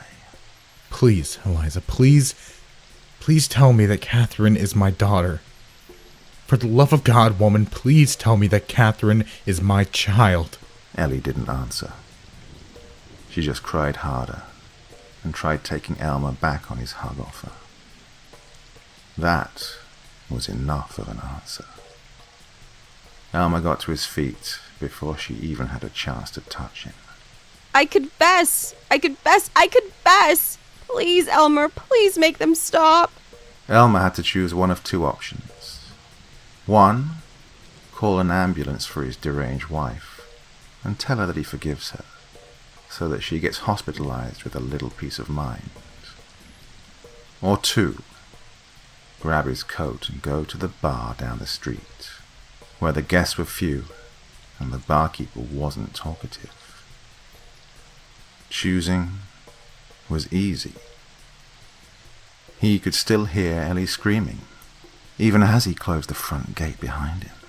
I confessed, you rotten beings from hell. What else do you want from me? Shut up! Elmer got back home around 2 a.m. He wasn't exactly drunk, but he wasn't sober either. The house was quiet, just like he expected it to be. He looked in the kitchen for his wife, even though he was certain she wouldn't be there. He didn't bother checking the bedroom or the living room. Elmer went straight for the attic. He hesitated in the doorway.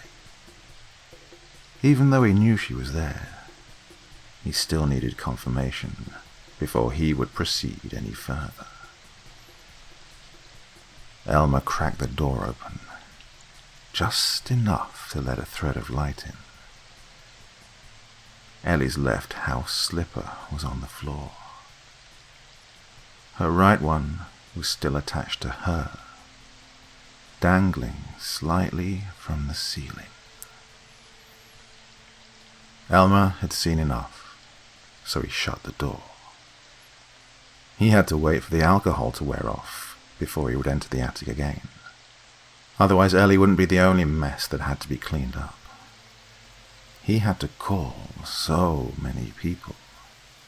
The ambulance, the police, the funeral home, Eric, Edward, and Catherine. There were so many preparations that needed to be done. So many flowers that needed to be bought. So much black cloth that needed to be ironed. But first things first. Elmer got his toolbox and grabbed a screwdriver. He had to remove all the speakers he'd installed under the house's wooden floorboards.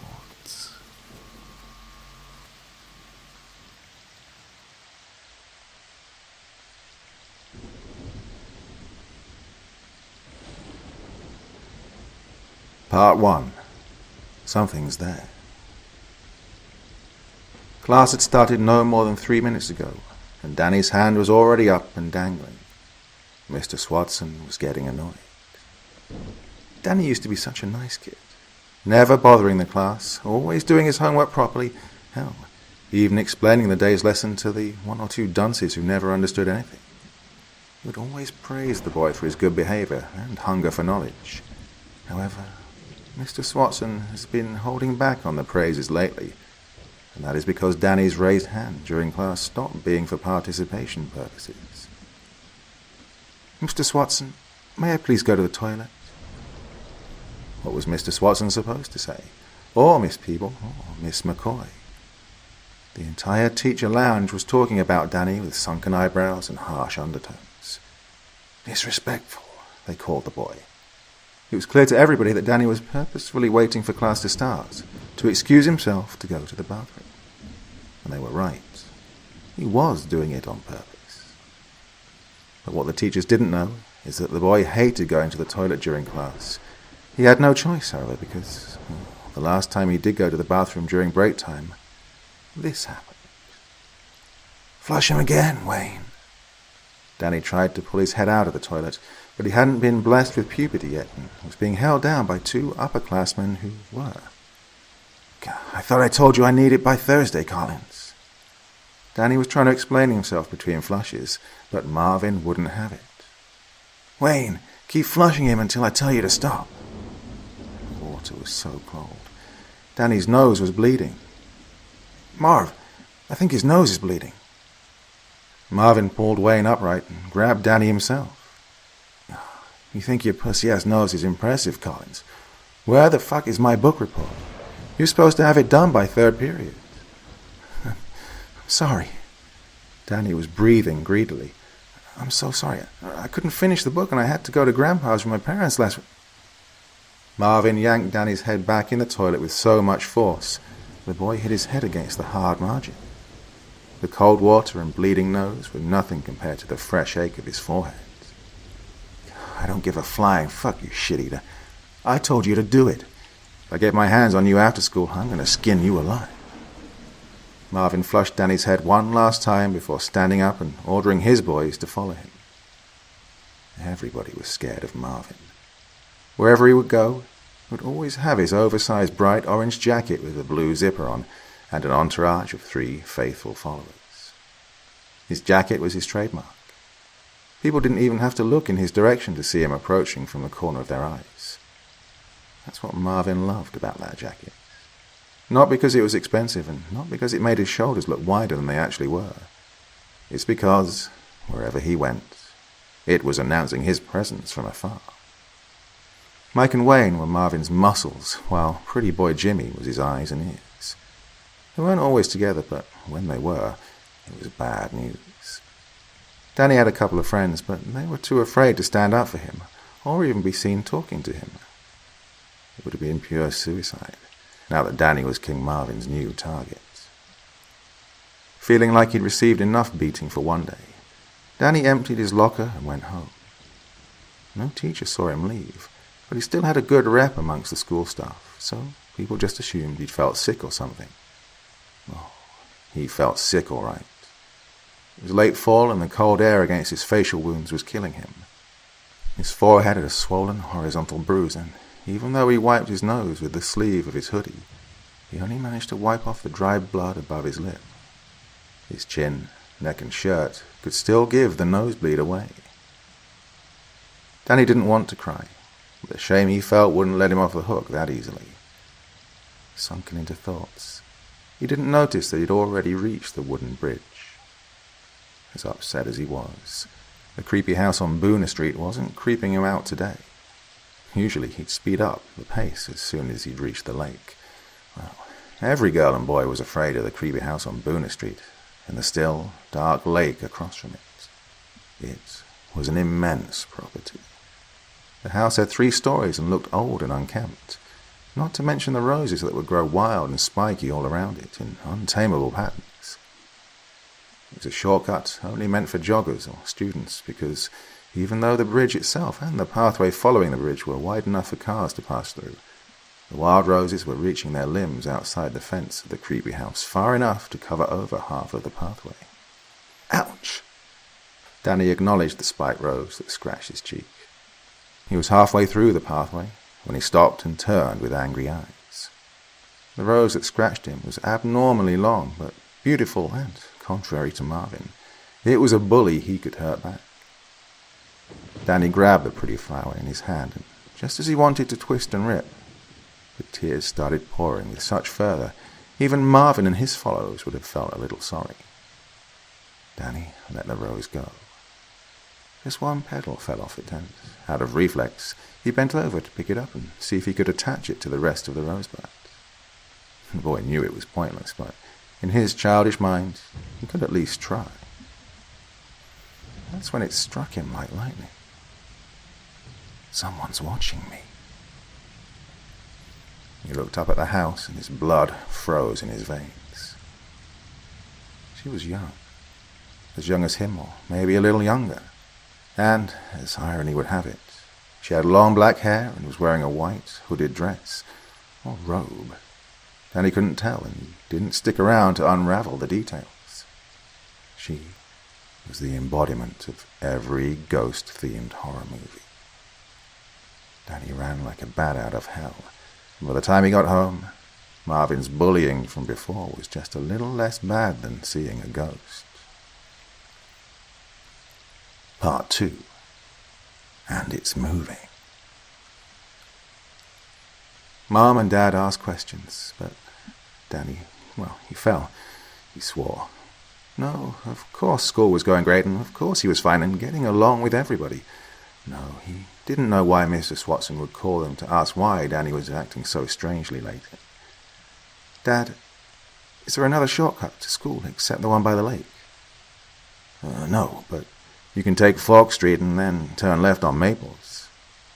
Oh, that was the long way to school.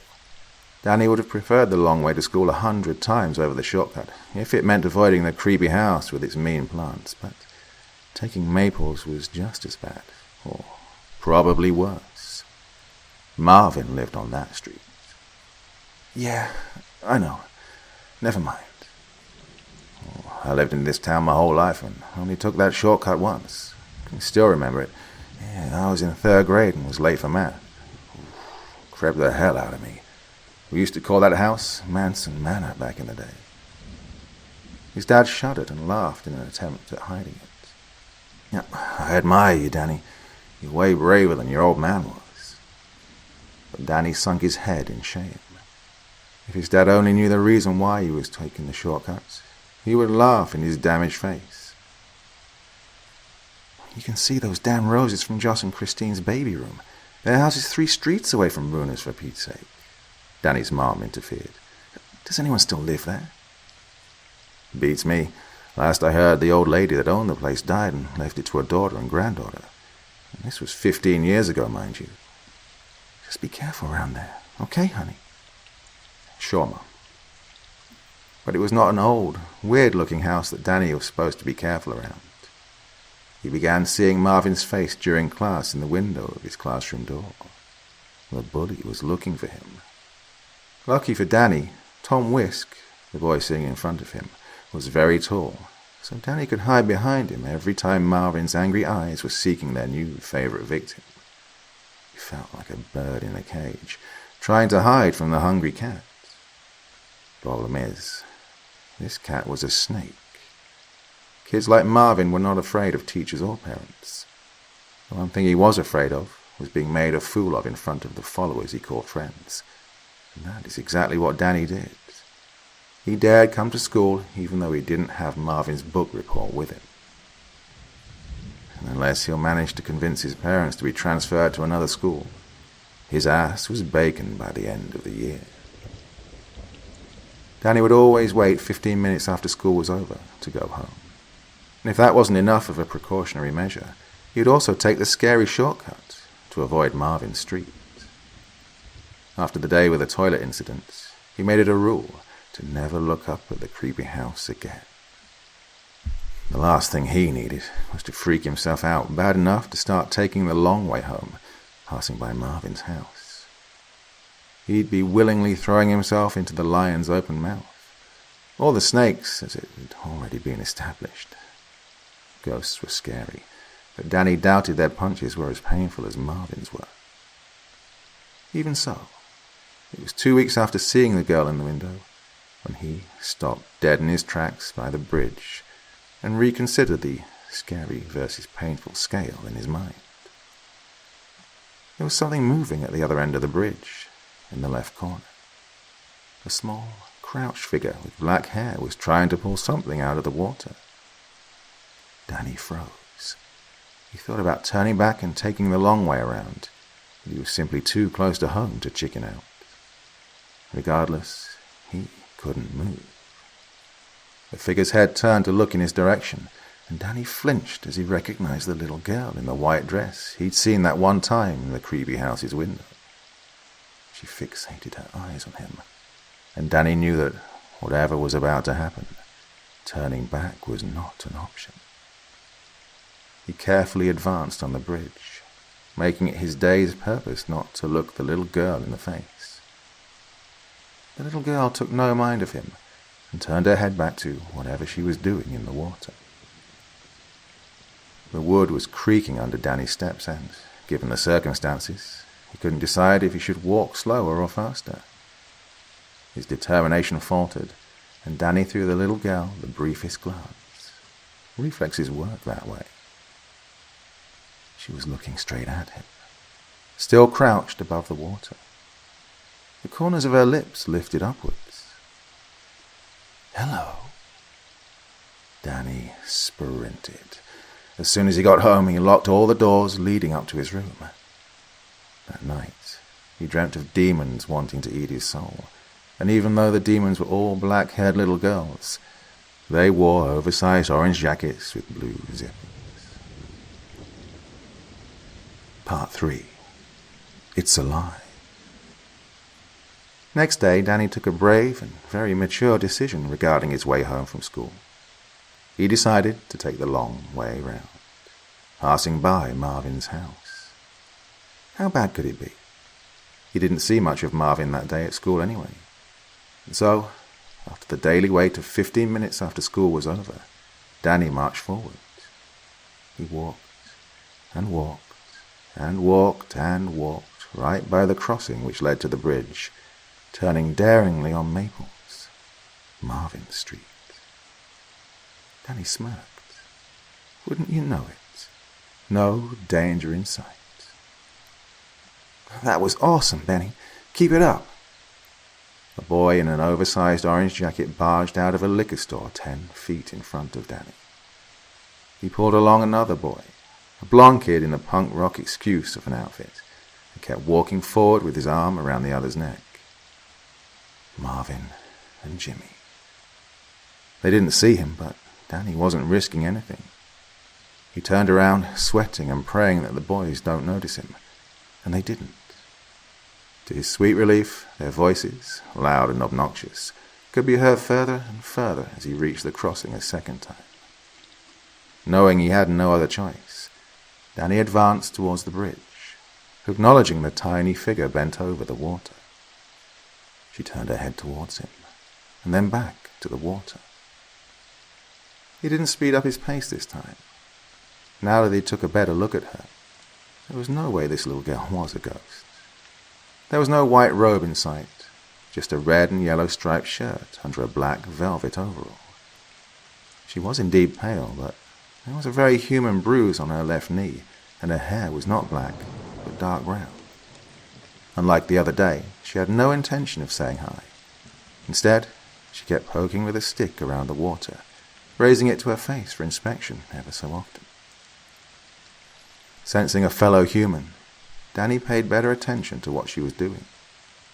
The little girl was fishing for tadpoles with a butterfly net, and as soon as he saw her grabbing one of them, with its tail squirming between her thumb and index finger, Danny came to a halt and found his angry voice. "Hey, stop that, you bully."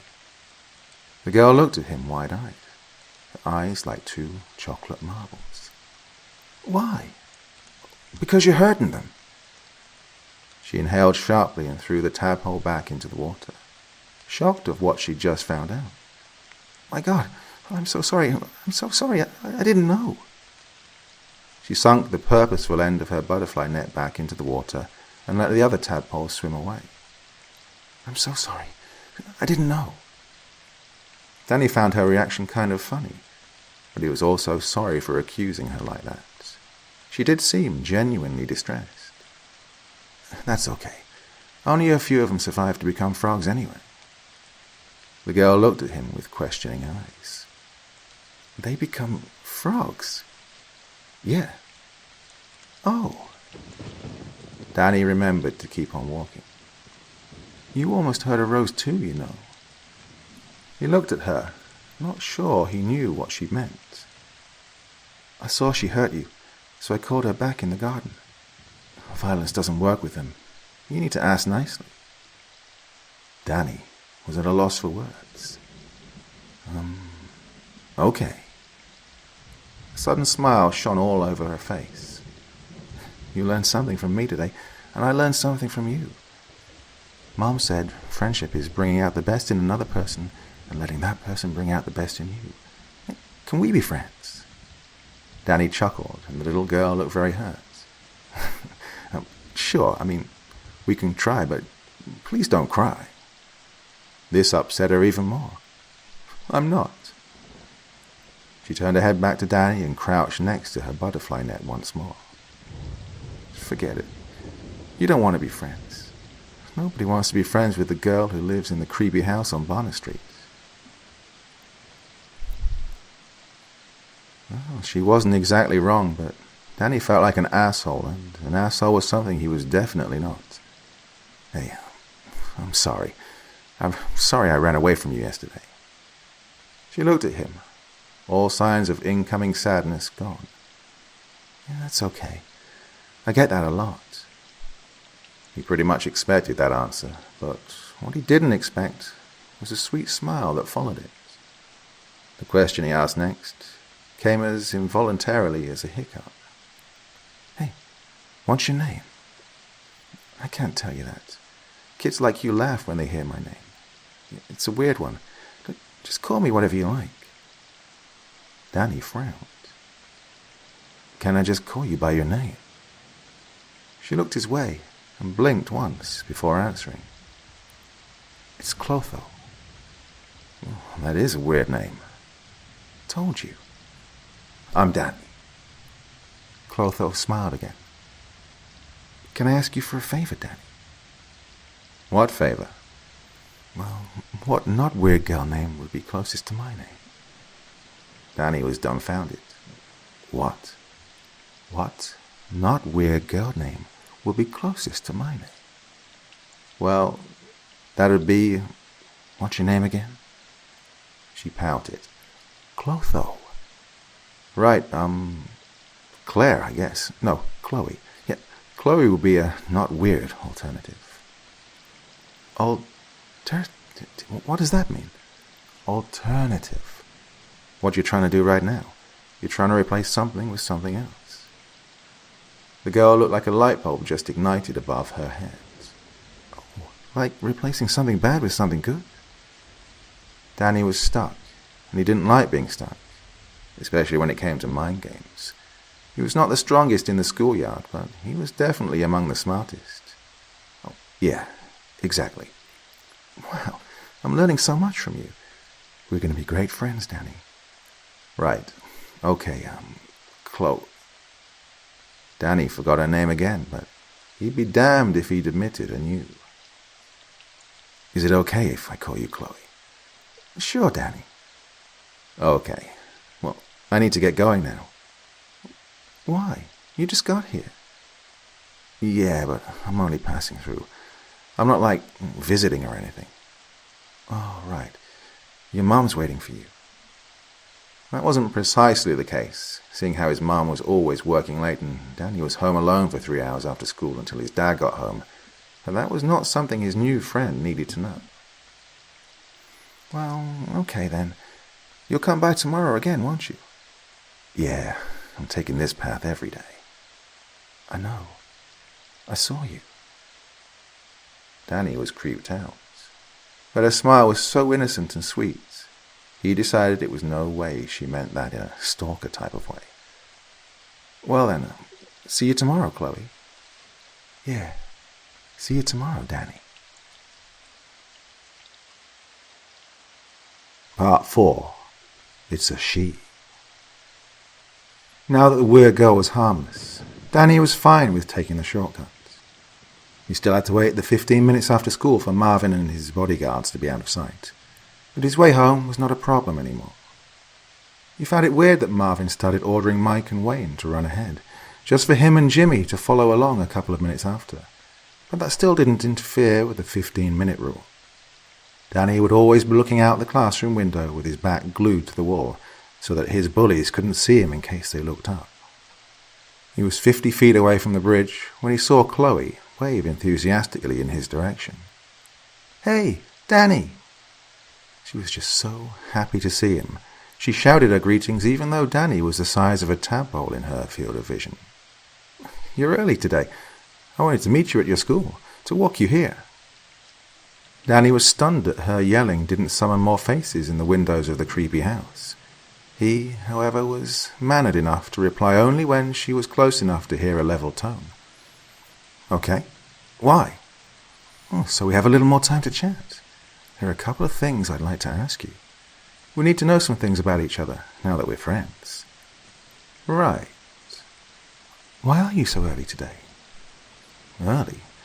He was late. 15 minutes late, in fact. "Yeah, I'm actually late. Yesterday was just an exception. I didn't want Marvin to see me taking the long way home." Chloe's head bent slightly to the side. "What does exception mean?" Danny checked himself. Why did he just tell her about Marvin? She didn't have to know. "It means something out of the ordinary. Something that's not like the others, even though it should be." She smiled. "Like you?" "What? No, not at all. I'm very ordinary, trust me." Chloe smiled at him like he'd just said the most naive thing in the world. "I've tried making friends so many times, but they all ran away from me." The dark-haired girl leaned towards him a little without stepping forward. "You are an exception to me, Danny." Danny blushed. He didn't know if he should thank her or ask her to never speak to him again, but she made the decision for him. "What's your favorite color?" Danny chuckled. "You did not just ask me that." She got a worried look on her face. "I did. What are you saying?" "It's the oldest question in the book." Chloe's face was a question mark in itself. "What book? Geez, what planet did you come from?" Chloe seemed genuinely puzzled, and Danny was getting frustrated with her. He resumed walking and passed Chloe by with the sheer intention of getting home. He was off the bridge and on the pathway, passing by the roses that caused so much gossip amongst the housewives in town. "Earth. I'm from Earth." Danny decided to ignore her. "I don't understand this game we're playing. You have to tell me the rules first." Danny let out an exasperated sigh and yelled from the center of the pathway in the girl's direction. "All of them." "All of what?" "All colors. I like every color there is." Chloe was astounded. "Really? I thought you'd say blue or something." "Nah, I've always liked them all the same. I could never pick a favorite." Chloe was beaming. "See? Told you. You're an exception." Danny couldn't help himself. His sudden good mood was undeniable. He thought the girl was dumb and weird, sure, but she definitely knew how to boost a loser's ego. "Thanks. You're an exception too." Chloe's big eyes got even bigger. "I am?" "You sure are. See you tomorrow, okay?" She looked disappointed, but she still took his remark as a compliment. "Okay. Have a nice day tomorrow." Part 5. She's pretty stupid. He had no idea how it got there, and he had no idea what he did to deserve it. He only let his school bag out of sight for 10 seconds at a time, whenever the ball landed in his hands and he needed to scan the court to see whom to pass it to. The gym teacher was fine with the kids leaving their school bags on the benches during sports. That, of course, was good for Danny, because the lock to his locker was busted, meaning he'd have to drag his rucksack with him everywhere. Even though they were older, Wayne and Mike were in Danny's gym class because both of them were slightly overweight, and their parents told the gym teacher they would not be able to participate in sports due to their bad knees. Last time the teacher argued against such affirmations, he got himself a lawsuit, which is why he agreed for Mike and Wayne to just sit, watch, and laugh at other kids from the side during sports. Wayne and Mark were chatting on the bench, throwing an eye to the basketball game ever so often. Danny would never have thought it was him they were there for. He simply did his best at being mediocre, grabbed his rucksack on his way out of the gym and, just like everybody else who'd been in constant motion for the past 50 minutes, went for the water bottle first thing when hitting the locker room. Danny probably would have noticed what was happening if he'd seen Mike getting his iPhone out to film it. It's like finally finding a toilet after holding it in for several minutes, like doing something illegal and still be found innocent after weeks of living in fear. It can also be compared to relief, be it sexual or otherwise. That first gulp of water after an exhausting workout could bring anyone to close their eyes and just dive into the blissful moment. In other words, that is exactly what Danny did. Just as he brought the bottle to his mouth, he closed his eyes and let it pour its contents into his thirsty cavity. He didn't see it. He just vaguely heard mild gasps around him, but he would never have thought they had anything to do with him until he felt it moving on his tongue. Danny opened his eyes. He just saw the legs of something black and furry advancing into his mouth, maximized through the bottled water. He threw the bottle against the wall in front of him and fell to his knees with both hands around his neck. Some boys were laughing. Others were yelling. Danny placed an elbow on the floor and forced himself to cough up the contents he'd just swallowed. The vermin wasn't swallowed yet, but it was definitely struggling towards his insides.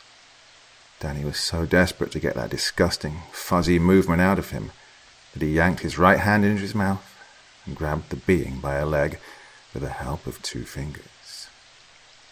The spider was thrown on the floor for everyone to see and be disgusted by. It was huge, and scared too. But before it could find shelter under a bench, a merciless sneaker forced it to meet its maker. Danny was still coughing. Mike and Wayne were still filming. Danny's ears went deaf with rage. He was so angry, he imagined a massacre happening right then and there. Everybody who was making a big circle around him deserved to die a painful, bloody death. He imagined the walls painted red in the blood of those laughing at him, and yet the person who, he thought, deserved the most torture wasn't even there. Marvin. Who's that? Danny was startled. Chloe's big, dark eyes were studying him expectantly. He didn't even notice her there, standing at the end of the bridge at a time of day he would normally never leave school. His mind had gone completely blank after sports. Danny never skipped class, ever. He was turning into a badly behaved boy, and he knew it. His parents were going to get another call from Mr. Swatson that evening, and he dreaded it almost as much as he dreaded encountering Marvin. You're upset. Of course he was upset. Danny wanted to call her stupid, just to feel the comfort of knowing that there were people out there who were weaker than him. But Danny wasn't a bully, and no matter how stupid Chloe was, she was willing to be a friend right when he needed one most. Danny felt the incoming waterworks and, to his own surprise, he walked angrily to the bridge's margin and sat down on the wood, his feet dangling above the water's mirror. Chloe joined him. For someone as stupid as he thought her to be, she sure had a feel for upset people. She just sat there, saying nothing, waiting for a friend to speak first. And he spoke all right. I hate them. Who? The bullies. I hate them all. Every bully that ever was and ever will be. They suck, and they deserve to die. Danny was so angry. His eyes watered. As he tried wiping the annoying salty water out of the way, a gentle hand stroked his back. Let it out, friend. And just as Danny wanted to bark at her that he's not her friend and that he's fine, he let go. He cried and cried and cried, and told her everything there was to tell about the day he'd had. She did nothing of the things he thought she'd do, and said nothing of the things he thought she'd say. She didn't interfere by saying that karma was going to get back to the horrible people he had to deal with. She didn't reassure him that, no, he wasn't worthless or a chicken, and that, no, he was wrong. Things were going to get better, and that people always change for the better as a result of growing up. She did nothing of what a friend was supposed to do, to make a befriended feel better. All she did was bow her head towards the water, listening to Danny cry and rant about his bullies. After he let all the poison out, Danny was under the mild impression that Chloe wasn't listening to him at all. That made him want to get up and run to his house, where he was most sheltered and could cry to the dearest friend he had, himself. But just as he made the slightest move towards standing up, Chloe grabbed his arm with the force of 10 men and turned her dark-haired head to meet his eyes. Danny froze. It was a lovely spring day, but he couldn't remember ever feeling this cold. Compared to Chloe's frozen stare, being flushed down the toilet at school seemed like nothing. "Do you want me to interfere?" She sounded old and angered. Danny was puzzled. For someone who didn't know what alternative or exception meant, interfere was a pretty big word. Interfere how? Should I erase everything he ever did to you? That's when Danny came back to his senses. I think I should go home. Chloe didn't even flinch. "Mom's waiting for me?" That part she heard. "Oh, right," and let him go. Danny got up and swiped his right hand over the backside of his jeans a couple of times. He expressed a half-hearted goodbye to Chloe, and just as he turned around and took a couple of steps... "Danny?" "What?" "I don't care what others think of you. I'll always be on your side, no matter what happens." Time stopped for Danny right then and there. He stared Chloe right in the face, considering her as stupid as ever. Even so, he decided he liked her, be it as platonic as humanly possible. "Thanks, Chloe." She smiled, and pure happiness was radiating off of her. Sure, what are friends for? Part 6. But she's a friend. Danny's nose met with his own locker door with a hard deuce. "What was that, Collins?" Danny was shaking in fear for his very life as he grabbed his bleeding nose. He was on his knees, looking up at Marvin and his 3 bodyguards. "What do you mean you never read Crime and Punishment by that Russian bastard? I need that book report in 2 hours. You never told me about..." Slam. Danny was on the floor, covering his face with his hands, afraid of the next impact. "Oh, that's why you don't have my book report ready, because I never told you about it." King Marvin kicked Danny in the leg. "I don't have to tell you shit, Collins. Make it by tomorrow, and it better not be copied off the web."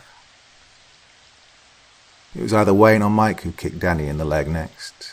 This deduction was made by the stronger level of pain he felt. Danny walked with a limp home, and Chloe noticed. "What happened?"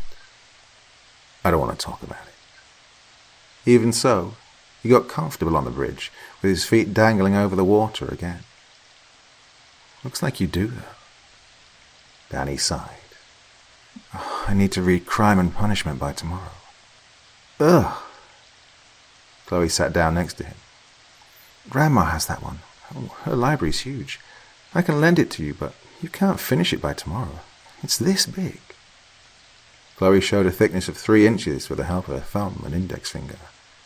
All Danny understood was that he was going to die in less than 24 hours.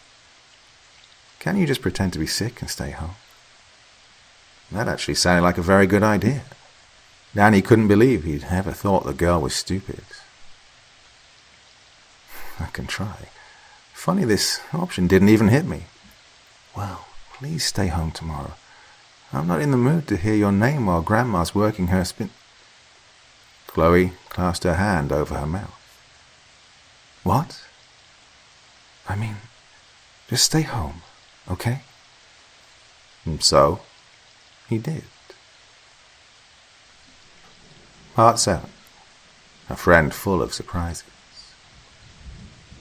Next morning, Danny got up an hour earlier than he should have and turned the heating system in his room on blast. Right before his mother was supposed to wake up, he let the thermometer rest on the bottom of the bathroom sink as he washed his hands and face with water so hot he thought his skin would peel off. He couldn't help but chuckle. Whether he'd stay home or go to school to meet Marvin, some mean God had something against him keeping his skin attached to the rest of him. Mother's alarm clock rang loudly from the other side of the wall by his bed, letting Danny know it was time to hide the evidence. He got a mouthful of hot water, placed a thermometer between his lips, turned the radiator off, and snuck into bed without wiping the water beads off his forehead. His mother didn't notice the heat in Danny's room. He was a good kid and he rarely got sick, so she never even suspected that the sweat on his brow, the steaming face, and the outrageous numbers shown by the quicksilver was just a bunch of bull. She or Dad wanted to stay home, but Danny swore he would be all right. Going to school was out of the question, but Danny was going to be just fine. Being alone at home can be exciting for a 13, going on 14-year-old. For the first 3 hours, that is. TV was no fun, so, rebellious as he felt, Danny got dressed and went for a walk right where he knew he'd find her. "Hey!" Chloe turned her head to see her friend approaching. She smiled and started dangling her feet above the water, reminding Danny of a dog who's happy their master's home. "You're late." "What do you mean I'm late? It's not even 12 a.m. yet." "You're late for someone who faked being sick to stay home." Excuse you. I faked being sick to stay alive." Chloe chuckled and patted the wooden boards to her right. Danny took her invitation and sat down next to her. "How come I see you every day now? I've been coming here for years and I've never seen you before." She hesitated. "Well, now that I have a friend, I have more reasons to come play outside." "You don't like playing alone?" "Oh no, I do, but I've always wanted a friend." Danny shot her an incredulous stare. "Wait a minute. You mean to tell me you've been coming outside more for me?" Chloe blushed furiously. "No, of course not. I've never had much reason to come outside before." The little girl turned around to look at her old, creepy-looking house. "Mum and Grandma say, I'm very important." Danny had to bite his tongue to suppress a sarcastic chuckle. "I know that sounds wrong, but they say it's important for me to stay safe. They say the world's a very unsafe place." Her face had something very earnest about it, something so solemn it divulged both pride and pain. Danny had no idea how to react to it. "They told me if anything was to ever happen to one of us three." Chloe turned her gaze from her house to her only friend, and Danny was close to screaming. Chloe's eyes turned from dark brown to sparkling white. That the world would end. No, her eyes were as brown as they always were. The sun was only playing tricks. Chloe sounded sad and Danny didn't like it. He grabbed her hand, pulling her out of her daze, and spoke as convincingly as a 13-year-old victim of school bullying could. "You're just a kid." Chloe blinked twice in surprise. Sure, if something will ever happen to me, I'm sure my parents' world would end, but that's no reason not to come outside at all. Yeah, the world is messed up, but it's also beautiful. You just have to find the courage to learn its ways. You can't just live cooped up in an old home. Want to see it? No impact at all. He had had one chance at delivering a life-changing speech, and he blew it. Chloe was back to her cheerful, childish, dumb, brown-eyed self again. Danny sighed. "See what?" "My house." Yeah, I don't think that'd be such a good idea." "Oh, come on, you worrywart. Mum and Grandma are in the backyard picking cotton. I can show you around for a bit until they come back." Danny wanted to excuse himself and go home, where he was expected to be lying in bed and resting.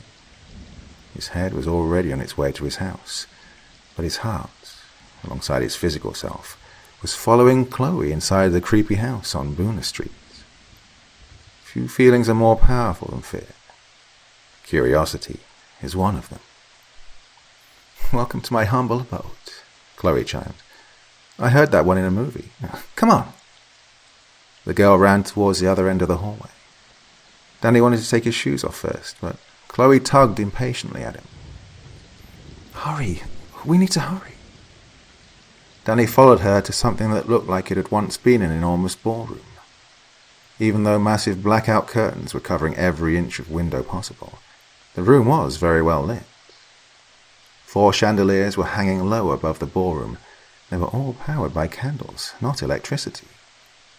To the right of the room were 2 doors, and to the left, a couch and an enormous flat-screen TV.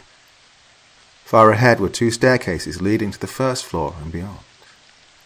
The massive double door that stood tall and proud between the staircases was open just a creak, further tickling Danny's curiosity. The floor was coated in a very expensive-looking gold and crimson-coloured rug, and Danny couldn't tell if the walls were painted or covered in wallpaper. Despite its scary shell and intimidating size, Chloe's home was very clean and very sophisticated-looking. However, it wore neither a welcoming hue nor a homey vibe. It was certainly big enough for a kid or 5 to play indoors, but definitely not suited for a child as cheerful as Chloe. The creepy house on Boona Street was big, strong, and ready to crush uninvited guests. "That's the library," Chloe said, pointing to the open double door. Her next words guided her finger to the 2 identical doors on the right. "That's the kitchen, and that's the pantry." The girl chuckled as she started walking towards one of the staircases. Danny followed. The kitchen and the pantry are almost identical. Mom and Granny think some things from the pantry belong in the kitchen, and that every pantry needs a table and chairs. Pictured it yet? Danny let out a short laugh. "Oh, I'd love to show them to you, but I don't think we have enough time. I'm not allowed to bring friends over." Not allowed to bring friends over. Nor is she actually allowed to leave the house. No wonder she's so clingy, Danny thought. "Say, Chloe, do you have any brothers or sisters?" "No." The 2 of them reached the first floor of the house. Mum had to give birth to 1 daughter. Her mum, my granny, had to do the same. And her mum before that, and the mum before that, and so on. Danny was confused. And what if one of you was born a boy? Not possible. Chloe turned to look at him. "Oh, I'm not allowed to tell you these things." Danny was genuinely intrigued. "Neither are you allowed to have me over, but you're still doing it, aren't you?" Poor Chloe looked puzzled. "I won't tell anyone, Chloe." Danny was about to deliver the punchline, and, even though he meant it, it had an insincere undertone. "I'm your friend." The girl sighed. I'd love to tell you about it, but I'm really not allowed to." "Why did your eyes get so weird before?" Chloe's posture went rigid. "I've no idea what you're talking about." "Yes, you do." A couple of seconds passed by without any of the 2 moving. Danny was all ears. "Let's just keep going, okay?" She sounded like she was beginning to regret letting Danny into her house. Chloe advanced on the dark hallway that stretched out in the depths of the first floor. "I'm sorry. You don't have to tell me if you don't want to." "No, you're right." Danny counted 3 unopened doors she passed by, when she turned around furiously, grabbed him by the arm, and led him out of the hallway and back to the staircase. "Are you angry with me? Should I go home?" "No." Surprisingly, when reaching the staircase, they did not descend it, as Danny might have expected. Chloe, instead, had Danny follow her to the 2nd floor, where one old, yet very well-kept door stood before them. "This is where my mother, grandmother, and I work." Danny snapped his head in her direction. Did she say, "I"? How's it possible for a 12 or 13-year-old girl to be put to work by her mother and grandmother? Before he had the chance to mention Child Protection Services, Chloe inhaled deeply, and opened the door. The attic was also well lit, this time, however, by pure daylight. The dust particles that swam through the air looked like glitter, and even though there were plenty, the room was very clean. Danny tried to comprehend what he was looking at. The wooden contraption seemed to be ancient, yet very steady and complex. The longer he stared at it, the more detail he was able to distinguish. Whatever it was a beautiful tool, and the glitter swaying all around it made it look like the cover of a fairy tale. That day was not a particularly sunny one, but the room was so bright, Danny couldn't help but look for the source. And there it was, at the far end of the wooden machine, spreading light all across the room, were the biggest silver scissors Danny had ever seen. This spinning wheel has been in my family for generations. A spinning wheel, Danny thought, looked more like an intricate weaving loom. Always has to be 3 of us. The boy listened, enchanted. Clotho, the young, Lachesis, the mother, and Atropos, the mother's mother. Chloe wasn't looking in Danny's direction. Even so, he recognized a hint of that earnestness from before, and, because of that, he withheld from asking about her father. In my family, every death must be accompanied by a birth at the same precise moment. Her voice was melancholic as she reached out a hand to stroke the wood of the spinning wheel. It's the duty of every Clotho to give birth to the next one, as it is the duty of every Atropos to die and make room for the next one. A knife-sharp smile crept at the edges of her mouth as she turned her head to look at her friend. But that's okay. Sooner or later, each and every one of us will get her chance at using the scissors. That's when Danny knew it was no longer okay for them to be friends. Ice-cold fingers grabbed him by the collar from behind and tossed him towards the stairs. Had his reflexes been any slower, he would have fallen to his most probable death. Strangeling, how dare you enter the attic of the Moirai uninvited? Danny grabbed onto the handrail for dear life. The old woman in front of him was wielding garden scissors in both hands, and boy did she look pissed. It was me, Granny. I invited him. But Granny didn't hear anything. She threw one pair of scissors at Danny with the force of a cannon. Danny ducked at the very last moment, and the scissors broke through the handrail and 5 balusters. Run, Danny, run! Danny sped down the stairs with the crazy old lady right behind him. Wait until I get my hands on you, you filthy little pig. Just as Chloe's grandmother was about to throw the second pair of scissors to the boy's doom, another hand grabbed Danny. He was forced to stop and hide behind the silhouette of another woman. This one was fairly younger. Calm down, Mother. It's a friend of Clotho's. The old woman stopped. Oh! And turned to look upwards at her grandchild, who was crying rivers at the top of the stairs. Did you want to show him the attic, Clotho? Chloe froze. She stared at the 2 older women with nothing but fear in her eyes. She shivered and wept, but didn't say anything in Danny's defense. Of course she didn't, Mother. She might be stupid, but not that stupid. Danny suddenly felt the urge to punch the woman who was shielding him from the scissor-throwing monster. Look at him, just as shameless and despicable as all the other representatives of his gender. He must have run around the house as soon as Clotho let him in. Chloe's head sunk in shame. Danny couldn't believe that his friend wouldn't back him up in front of her family, especially since nothing was actually his fault. Look at me, my daughter. The girl looked at her mother. She looked so devastated. Danny pitied her more than himself for a second, and expected her mother to comfort her, seeing the mess she was. When I explained to you that you will need to make a male friend in the future, I surely didn't mean someone this weak, and most certainly wasn't talking about now. More waterworks from upstairs. but she started descending slowly. Granny Gruesome stepped aside, letting Chloe get to her mother. "Escort your friend outside and bid your farewells." But Danny didn't wait that long. He turned around and went down the stairs, not giving Chloe the chance to catch up with him. He opened the door and stepped out of the house, not even turning to say goodbye to his former friend. "Wait, Danny, wait!" But he didn't wait. He just kept on walking, angry as he was. "I'm sorry. We're still friends, I promise. I'm still on your side." But Danny would hear none of it.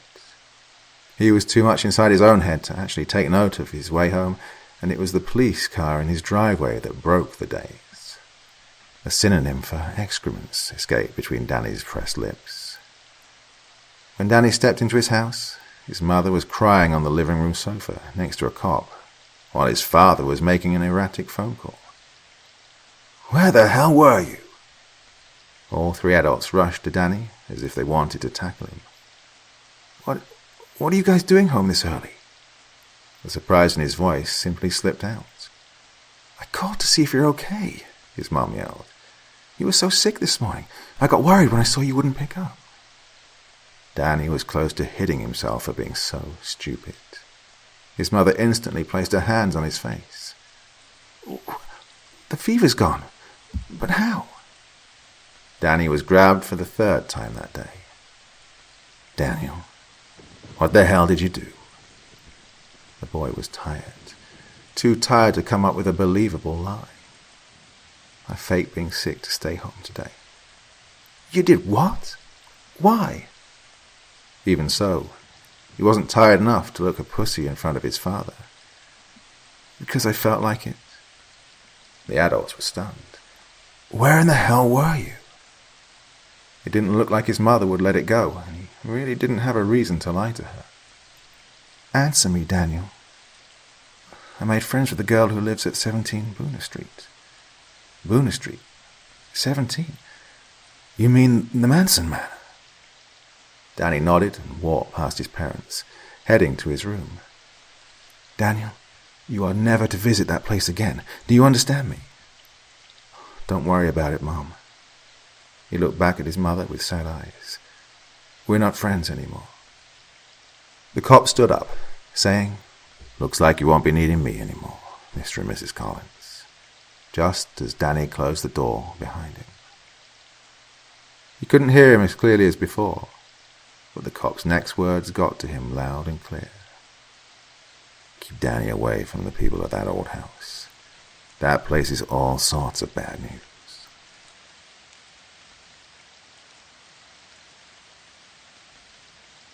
Part 8. And so loyal. Mr. Swatson almost crushed the piece of chalk between his fingers when he again turned his back to the blackboard to see that damn hand in the air. "Danny, break time wasn't even 5 minutes ago." "I'm sorry, sir, but I really need to go." His classmates all knew why Danny was doing this, but they didn't deem it necessary to share their knowledge with the teachers. "I'm sorry, Danny, but I can't keep letting you do this." Danny's eyes went wide. All teachers but Mr. Swatson forbade him from going to the loo during class. He was his very last hope, and he really needed to go, so the urgency was twice as bad. "Please, sir, it's really urgent." The teacher looked at him over the frames of his glasses.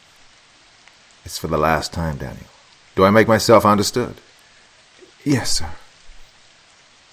Mr. Swatson did nothing more. He motioned towards the door with his head, dismissing Danny to go to the bathroom. The boy was ashamed.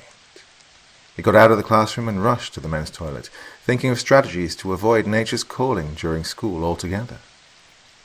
Danny had just decided that he'd stop drinking anything before and during school, starting with the next day, when he opened the bathroom door and froze in its frame. Jimmy was bent over a sink, his shoulder-length blonde hair covering the sides of his face. Even so, his blue gaze shot daggers at Danny in the mirror's reflection. Danny was just about to slam the door shut and run for his dear life when the upperclassman spoke. It's all right, little man. He looked sick. The sink he was leaning against was full of his sickness too. He's not here. Go do your business. If it weren't for his throbbing bladder, Danny would have fled anyway. He had no idea what Jimmy was doing or why he was in the toilet during class to begin with, but the boy did not look good at all. Last time he encountered friends of Marvin's, they were there to harm him. There's no way Jimmy could have anticipated him being there at precisely that time of day. No time to think. Time to pee. Danny ran to the very first stall as he emptied the pressure in a bowl he once got all close and personal with. Jimmy gagged at the sinks, making Danny interrupt his thoughts for a second, and it's only when he heard someone else come in that his thoughts and flow of pee stopped altogether. There you are. I've been looking all over for you. Danny wanted to hit the wall in frustration. He whispered the synonym for excrements instead. He was getting pretty good at that. Marvin's boots were furiously speeding in Jimmy's direction. Oh, come on, Marv, please. And just as Danny expected a punch or some other violent image-inducing sound, he heard a wet suction noise, then another one, and another one. Danny's mouth fell agape. He felt the need to touch the wall in front of him for balance. Marv, stop! Why? You said you like it. And another one. I do, it's just... Jimmy was desperately thinking of excuses. Danny was sure of it. I just puked. I think it was a soda. I'm not feeling too well. I can make you feel better. Come here. Another wet suction sound. This one lasted longer than the others. Marv, please stop it. I'm really not in the mood. Marvin chuckled. But it wasn't a mean chuckle, like the ones he gave Danny when he was begging for mercy. It was loving and understanding. It's okay, babe. I'll wait for whenever you're ready. Steps were heard, followed by a mild tug on the other side of the wall to Danny's left. It was clear as day. Marvin cornered Jimmy against the wall. But that won't stop me from doing it to you. Danny heard Jimmy gasp in panic as sounds of zippers and wrinkling fabric filled the toilet. Marvin, don't. Be quiet. It'll feel good. Really good. I said no. Why not, damn it? Why not? You said you want this. You said you want me just as much as I want you. Marvin hit the wall above Jimmy's head. Danny flinched violently. I need this. Don't you get it? I need it so bad. It's driving me insane. You're driving me insane. More wrinkling fabric and wet kissing sounds.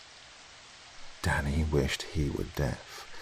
This was bad. This was very, very bad. He was not supposed to hear this conversation. It's not that I don't want you, it's just... What? What is it, babe? You know you can talk to me. Danny closed his eyes in defeat. He knew what Jimmy was about to say. He couldn't blame the guy. If he'd have been in Jimmy's situation, he too would have given that excuse to save himself from being violated by a person he's afraid of. We're not alone. There's someone in the store behind... Danny was out of the toilet before Jimmy even had the chance to finish his sentence. He ran and ran and ran, ignoring all the shouting happening behind him. He ran across the hall, past the security guard's office, and continued running until he was at the bridge. The shouting never ceased. You're dead, Collins. You're frickin' dead. I'll kill you and skull fuck you after I'm done. Danny ran home. He ran so fast and was so blind to the world he was passing by that he didn't even notice the black-haired girl in her white robe at the window of the spooky house on Boona Street. She was crying. But Danny wouldn't have been able to see that, even if he did look up. Good thing the house keys were in his back pocket. After letting himself in, Danny went straight to the bathroom, to do what Jimmy did not even 30 minutes prior. He didn't puke out of disgust. He puked out of fear. His entire body was shaking. He'll transfer schools, yeah, school transfer, that's it. His parents would understand. Brushing his teeth and pacing around his room didn't help, neither with the icky taste in his mouth, nor the weight of the information he'd received against his will. He waited for the computer to start up and seriously considered looking for his mother's calming pills in his parents' bathroom. Browsing through everything which was needed for a school transfer, Danny took out a notepad to take notes. He needed to be very prepared when his parents would get home, but little did he know. He'd never get the chance to put those notes to good use. The house phone rang. Its sound cut like burning iron through butter in the dead quiet of the house. Danny let it ring because, technically, nobody was supposed to be home, and the phone eventually stopped ringing. Not even 5 silent seconds passed, and the phone rang again. It rang with a fury only tired middle-class workers get to know due to their early morning alarm clocks. When the phone rang the third time, Danny knew it was for him. He rushed to it, inhaled deeply, and prayed to God it wasn't one of his parents. Hello? Daniel Brady Collins. What in the world did you get yourself into? Oh, great. Danny seriously regretted not having the notes with him. Mom, I can explain. What the hell is this I'm hearing? You excused yourself to go to the bathroom in the middle of class and left school? Mr. Swatson told me you've been acting strange all semester, but I never would have thought that of my son. Mom, it's not what you think. Oh, really? Then mind telling me how the hell your grades are declining suddenly when just last year you were in the top 3 of your class? And why do you excuse yourself to go to the bathroom during class every chance you get? Oh, I swear to God, Danny, I hope it's cigarettes. Mom, I hope it's cigarettes because if I find out you're taking drugs, son, God help me out. Mom, I'm being bullied. Mother did not expect that one. You are? Since when? Why didn't you tell me? I can't just tell my parents I'm being bullied. Hello? I'm 13, going on 14. I have to start fighting my own battles. Does fighting your own battles imply you running away from school during class? Ouch. I can't go to the bathroom during breaks because he always catches me there, Mom. Today he cornered me in the toilet during class. That's why I ran away from school. It was either silence of relief or loss of words. No bully can be that bad. Mom, I prefer peeing my pants in class than risk meeting him in the bathroom. Trust me, he is that bad. She was still angry with him, of course, but it was clear as day that his mum was happy with the explanation. Even so, her anger was overpowering every other feeling she had. I want to transfer. Don't be silly, Danny. It's probably just a phase. This phase is making me fail all my classes. Do you want that? Mom let out a sound of surrender. We'll talk about it when your dad and I get home tonight. Okay, honey? Danny smiled victoriously, but little did he know his victory would be very short-lived. You didn't leave your things at school, did you? Danny was just about to tell her that it's fine, that his belongings are safe in his locker, but then he remembered. Oh, crap. The door to my locker is busted. He wished he hadn't said that out loud. What? You need to get your butt back to school and get your things, young man. All color fled from his face. Mom, I can't. Didn't you just hear what I said? I did. We'll talk about it all tonight. But right now, I really need you to be brave and go back to school and get your things. But Mom, class just ended. School's out for the day. Very few people know that the lock on my door is busted. I can go get them. No buts. You're going now, and that's final. Your dad and I are not getting you a new iPhone and Nintendo just because of some bully. She had a point. Danny always took his favorite pieces of technology to school with him. He's not about to give them up for the likes of Marvin. Class is over for the day, baby. He won't be there. But Danny knew better. He hoped, from the very depths of his being, that she was right, and hung on to that hope all the way back to school. But he knew better, regardless. Part 9. She's your friend, but everyone else's enemy. The fear that was curling up in Danny's chest made him believe that the entire world was plotting against him. The sky was getting dark, and when he got to the pathway by the creepy house, the wild roses were stretching through the gaps between the fence's iron bars, more daring than ever before. The lake's water was getting darker, its mirror not as reflective as it should have been, not to mention that the bad weather light made the bridge seem quite unstable. To sum it up, it was turning out to be a really shitty day. The schoolyard came into sight. It was deserted. Danny could only see the janitor up on the second floor of the school building, running his typical errands. The wind blew mercilessly, and Danny's heart was beating inside his chest like a wild animal stuck in a cage. He was hurrying to the entrance, gliding along walls and trying to make himself as unnoticeable as possible. He wanted to believe that, once he was inside the school, he was home free. There's no way Marvin and his bullies would wait inside the school for him, risking getting caught by the janitor or security guard. The building was almost empty, so Danny's screams would echo everywhere. Danny opened the gate. The security officer was nowhere to be seen. He took a couple of steps and exhaled in a vague attempt at silencing his paranoia. His paranoia, however, was there for a reason. Damn it, kid. I thought you knew better than to come back. Danny turned around just in time to see Mike placing his iPhone back in the pocket of his jeans. The broad-shouldered boy opened the gate and gestured for Danny to follow him inside. He has your stuff. Follow me. Danny backed up a few steps. Mike stared at him, surprised by his defensiveness. Dude, I'm not asking you to follow me. I'm telling you to. Don't be stupid. It'll hurt less if you do what you're told.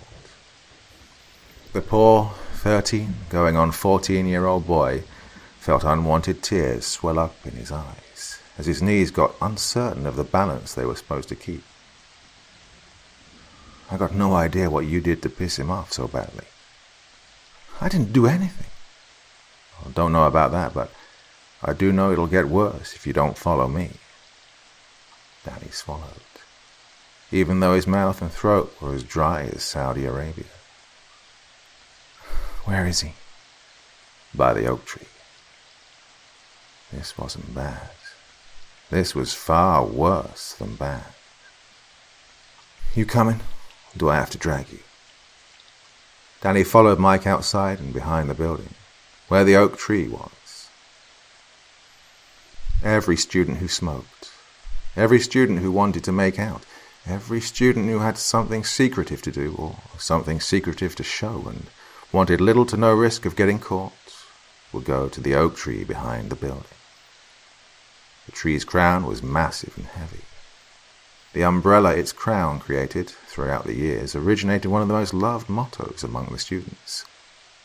Anything that goes down at the oak tree stays at the oak tree.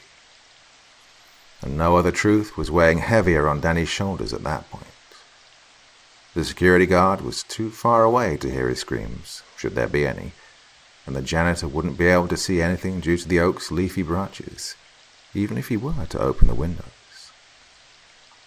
Danny wished he would have valued his life more than he valued his iPhone and Nintendo half an hour ago. Marvin's orange jacket with the blue zipper leaning against the tree trunk was the brightest thing in the picture of an upcoming storm. He looked the angriest Danny had ever seen him, and judging by the huge grin Psycho Wayne had plastered on his face, Danny knew this was going to be the worst day of his life. Jimmy was there too, but he, on the other hand, was looking down at his boots. He couldn't face the boy whose fate would be on his conscience forever. Mike pushed Danny forward, and it's only when the boy entered the dome created by the oak's umbrella that he noticed all his belongings scattered across the damp soil. Danny delivered a shaky icebreaker. Can I have them back, please? Mike and Wayne laughed like antagonists would. Marvin watched Danny with so much hatred. His blood froze in his veins. Sure, Collins. Marvin approached Danny's stuff with 2 slow steps. Right after I'm finished. He unzipped his pants, looking exactly like he was about to do the thing Danny dreaded most. No. Danny wanted to tackle him, but Mike grabbed him by the arms and forced him to stay put and watch. Don't. Please, no, I'm begging you. Jimmy looked away, shaking almost as badly as Danny was, and Wayne was laughing like a madman. But Marvin's face was serene. He had no expression whatsoever as he took out his manhood and relieved himself all over Danny's things.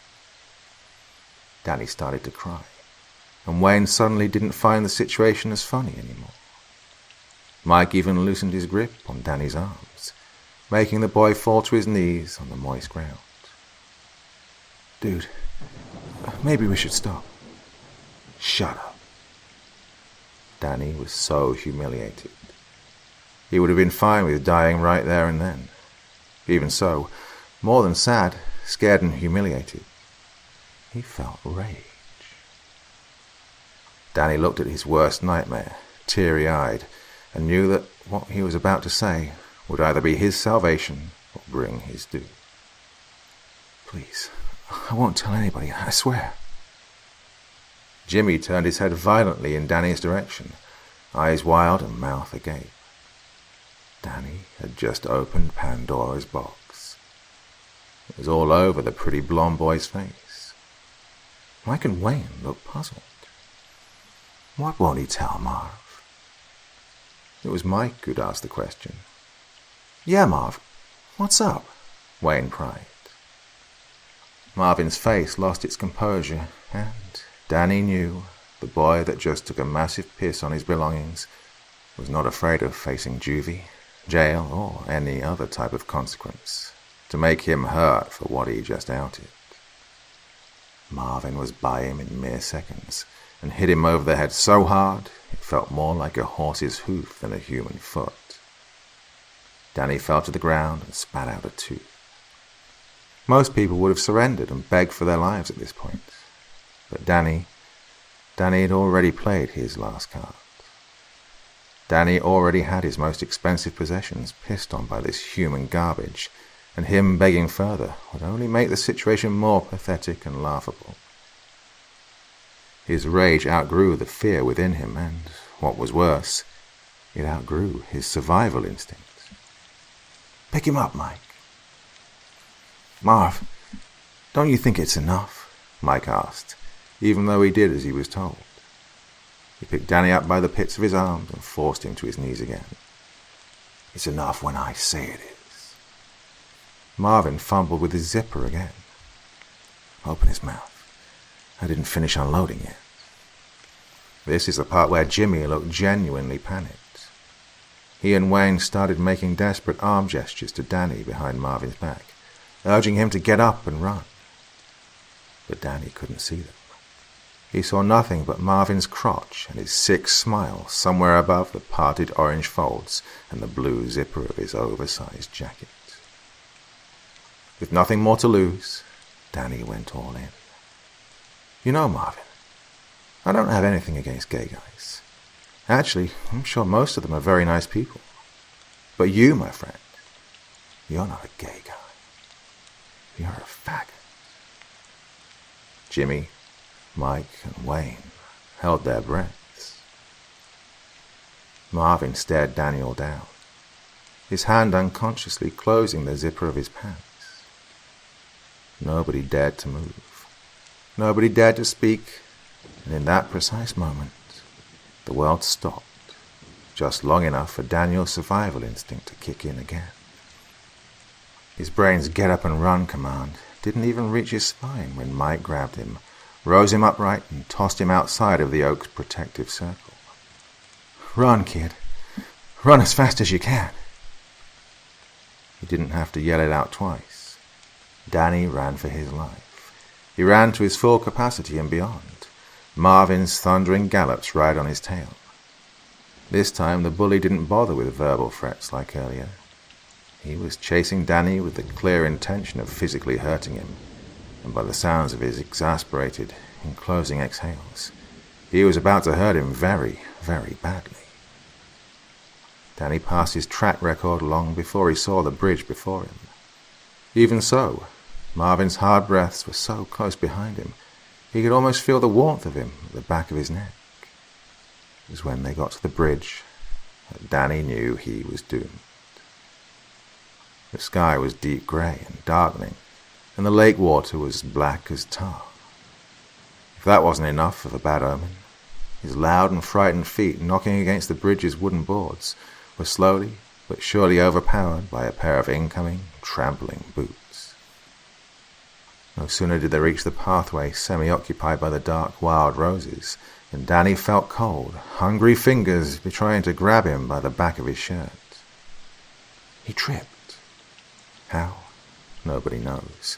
He either slipped, or the feel of Marvin made him lose his balance, but he definitely tripped and had his bully surf on his chest for at least 7 feet until they stopped. Danny was about to try the apology card again, but he couldn't let out one word. At first, he incredulously looked up at his bully while trying to tell him that his knees are making his thorax implode and that he can't breathe, but Marvin's knees were not on his chest at all. Marvin's knees were at his sides, and the reason why Danny felt choking was because the bully's hands were wrapped around his neck, and they were squeezing hard. Danny let out an indiscernible gag. He tried clinging to Marvin's arms, tried clawing at his face, but Marvin's face was the frozen picture of one intention and one intention only: murder. He didn't give up clawing at everything he could get his fingers on, even though he felt his head getting dizzy and his vision getting cloudy. Marvin was pressing and squeezing. Mere seconds before passing out, Danny gathered all of his strength, not to defend himself, but to point at something. Marvin was too out of it to even notice what was going on around him, but he did notice the change in his victim's demeanor. It changed from fright to confusion. What the hell was he pointing at anyway? Daniel was pointing at Marvin's heart, or so it seemed. Marvin looked down. He didn't notice it at first, but after he blinked once or twice, it dawned on him. His beloved orange jacket with a blue zipper had been completely cut off from the chest down. Marvin immediately let go of Danny's throat, the absence of over half of his jacket being the new focus of his attention. Danny coughed and inhaled greedily as Marvin looked, bewildered, around himself to see why and how and who could have done such a gruesome thing to his most beloved piece of clothing. He turned to look behind himself, and that's when he saw the long, thin, orange thread that connected the remains of his jacket to a small, glowing figure at the furthest side of the bridge. Marvin felt scared for the first time that evening. Danny had gotten enough oxygen in his brain to lift his torso up on his elbows and look in the direction in which Marvin was staring. His blood ran cold. The bridge was dark, and so was the sky. The only things illuminating the scene were a small figure wearing a white garment at the other end of the bridge, the neon glowing orange thread that connected Marvin's jacket to the figure's fist, and those sparkling white eyes Danny knew not to mess with. What the... Chloe had one hand tangled up in the thread of Marvin's jacket, and the other behind her back. Danny's heart began to race again, and for the first time in the last week, it was not for his own sake. "No, Chloe, don't." But Clotho would hear none of it. Her decision was made. She revealed her grandmother's scissors from behind her back, their massive silver glowing as strong as her eyes were. Marvin was starstruck. He rubbed his eyes, convinced he was dreaming. Poor boy didn't even get the chance to see Clotho snap the scissors shut on his bright orange yarn. Time stopped right then and there. Danny wanted to move, but he couldn't. All he could do was helplessly watch as the wild roses came to life. The buds sniffed the air as if they were hungry felines smelling blood. Some roses slithered on the path like snakes. Others opened their buds up like famished sharks, ready to chow down on their prey. First, there were the questions. The what the fucks, and what is this, and what are you doing? Then there was the struggling. Then the ordering around, followed by the refusal. "This isn't happening. Get off of me. This isn't happening." The boy was screaming bloody murder by the time one rose ate his right eye and 3 others sucked at his fingers. A rather bloomed rose entwined its stem around Marvin's neck, digging its thorns into his flesh. The same rose started chewing at the bully's ear, sucking on it like it found something yummy inside his head. Numerous other roses bit at his stomach, his legs, his back, chest, and every other piece of flesh they could find. The plants were hungry, and they were loud too. Danny couldn't tell who was louder, the roses who sounded like tigers tearing up a gazelle, or Marvin, who sounded like 100 piglets up for slaughter. The roses dragged Marvin up to the fence. Since the chunk of flesh that remained of the boy was still too big to fit through the gaps between the fence's iron bars, the roses resumed their feast outside of the fence, for Danny to see clearly. Danny could not believe his eyes. The roses were munching and chewing as if they were predators from the very top of the food chain. Danny remembered. His former friend was supposed to be at the other end of the bridge, so he looked at her just in time to see her deranged grandmother come running out of the house. He stood motionless in the middle of the pathway, sheltered by the shadows, and too far away to be seen by the old woman. The last thing Danny saw before snapping out of his daze and running home was Chloe's white robe dancing in the wind of the upcoming storm, and her crying diamond eyes. By the time the mother and grandmother got out of the house to confiscate the scissors out of Chloe's hands, Danny was already halfway home. "Clotho, spring off one's life. What have you done?" He could still hear that last part when he closed the door to his house behind him. Danny cried under the covers until his parents came home. He expected his dad home by 7 p.m. and his mother by 8, but he never thought they'd show up together at 5:30. He was still crying when his mom entered his room, followed by his father. "Sweetie, is everything all right?" She didn't sound angry anymore.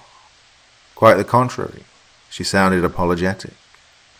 She probably realized that she'd exaggerated over the phone earlier, and acknowledged that teenage bullies can be very, very cruel at times.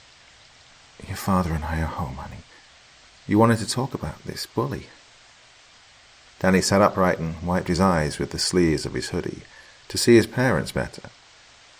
Dad turned on the lamp and both parents sat down at Danny's sides, taking Danny's hands in their own. They watched Danny expectantly, their understanding parent faces showing nothing but love. Danny sobbed. "I went back to school and he had my things." His dad gave his mum an accusatory glance. "I wanted to take them back, but he chased me and..." Danny cried some more. "Something terrible happened." The boy looked scared out of his mind. I think she hurt him, and I think she did it for me." "What? Who did?" Chloe, the girl from the creepy house on Boona Street. Didn't I tell you to stop hanging around that house? His mother exploded. Whom did she hurt, Daniel? Asked his father in a calm voice. Danny inhaled deeply, trying to stop an incoming sob. Marvin. Cage. He lives on Maple Street, and he and his friends have been bullying me for months. The sob broke through. Everybody knew Marvin Cage. The Cages had 3 sons, and all of them were assholes. Marvin was the worst. Everybody in the neighborhood knew him from that one time when he tried drowning Mrs. White's cat. He was 10 at the time. Danny expected a compassionate hand on his head and a welcoming pull to cry on someone's shoulder. But these things didn't come, and when Danny wiped his eyes dry enough to make out his parents' facial expressions, he somehow knew why. His mom and dad looked at each other, confusion written all over their faces. His mother spoke. I'm sorry, Danny, but who's that again? Part 10. And you need her, you pathetic little man. Daniel found his school bag and jacket inside his locker the following day. They were as dry as could be and smelled as pleasant as ever. So, you sure you didn't find them by the oak tree out back? Cleaned them up and put them in my locker? The security guard looked at him dumbfounded, yet amused. What? No, that's forbidden territory for us. You kids need your privacy too, you know. I didn't touch your things or your locker. You all right today, young man? Yes, sir, I'm fine. All right, run along now. Class is about to start. Class started, and Danny waited all day, hoped even to see that menacing face looking for him through the classroom door window. It never came. During the first break, Danny saw Wayne and Mike passing each other by in the main corridor. They didn't even say hi to each other, and that was very unlike them because they were always together. He also saw Jimmy during lunch, sitting at the weirdos table, chatting and smooching with the school's goth girl, Lucinda Big. During the last break of the day, Danny even gathered enough courage to approach Jimmy and Lucinda in the hall. Hey, have you heard from Marvin today? Jimmy looked confused. He threw Lucinda a look and she shrugged. Sorry, kid. No clue who that is. Marvin Cage, the guy in the orange jacket you always hang out with. Lucinda let out a laugh. You seeing someone behind my back, babe? Jimmy laughed too. If I were, best believe I wouldn't go for a dude. She hit him playfully, and they both giggled. What do you mean, you don't know? I saw you in the boys' bathroom yesterday. You were hiding from him. I saw you puking your guts out in the sink. Jimmy got wide-eyed. You saw me do what? When did this happen exactly? Lucinda asked. During last period, sometime between 2 and 2:30 p.m. The two lovebirds exchanged a quick glance. What's your name, kid? Danny flinched. Daniel. Collins. Danny Collins. Danny? Jimmy and I are in the same classes on Thursdays. He was with me the entire time between 2 and 2:30 p.m. yesterday. Danny began to shiver. Are you all right, kid? Do you need help? Should we call somebody for you? Yeah, you don't look too good. Is this Marvin guy a friend of yours? Jimmy and his girlfriend looked genuinely worried for him. Are you sure you don't know anybody named Marvin Cage? Yep, pretty sure. Danny felt sick to his stomach.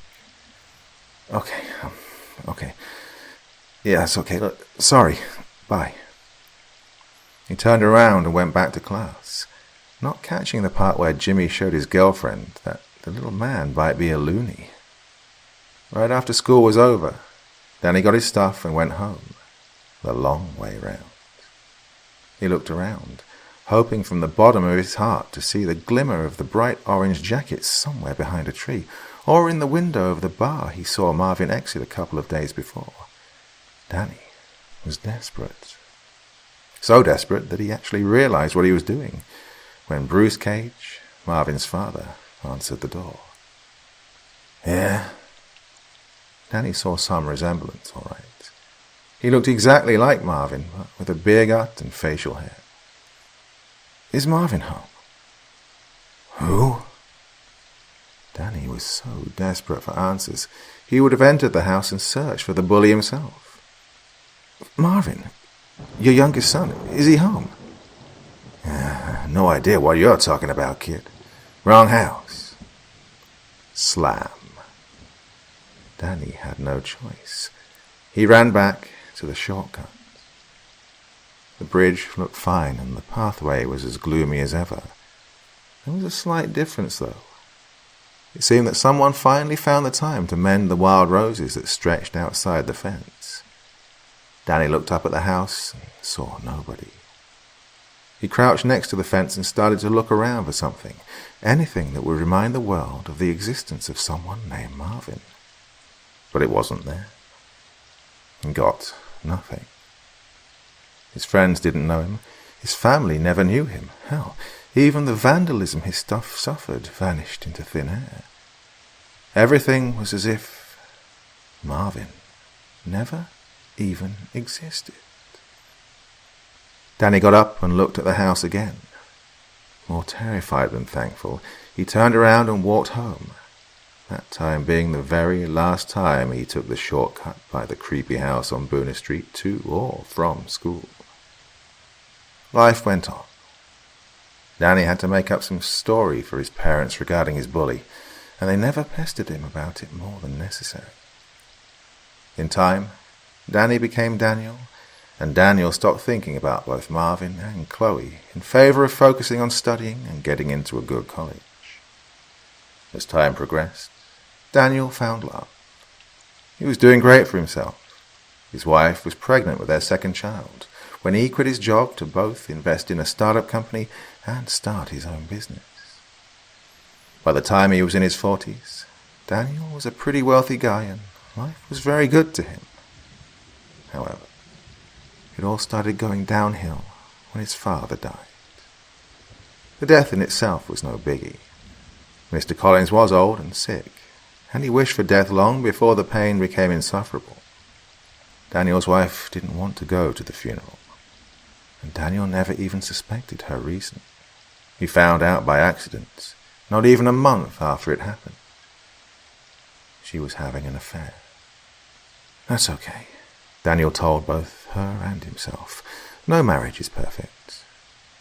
Maybe he even deserved it, he thought, because even if he wasn't thinking about Marvin every day, he learned from an early age that whatever goes around comes around. Maybe he did something bad and now the universe was getting its revenge on him.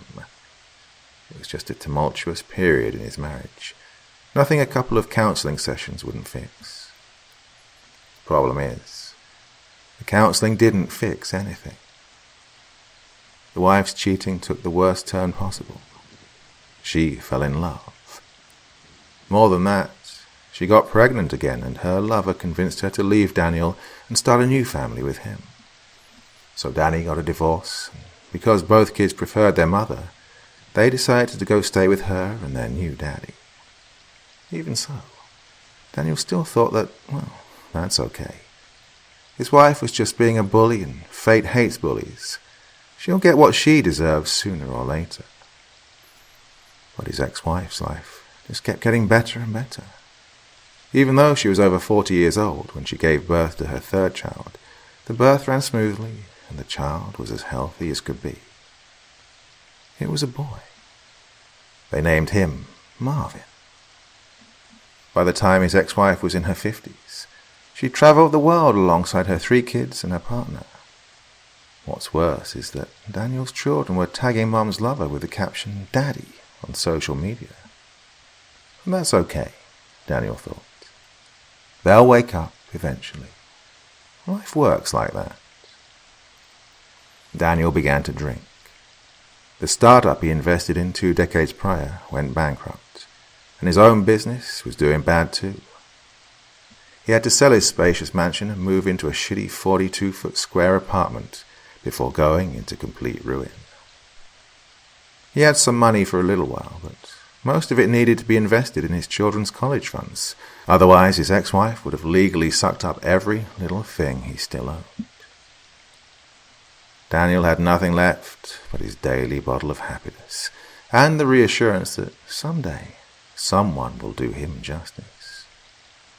But that day never came.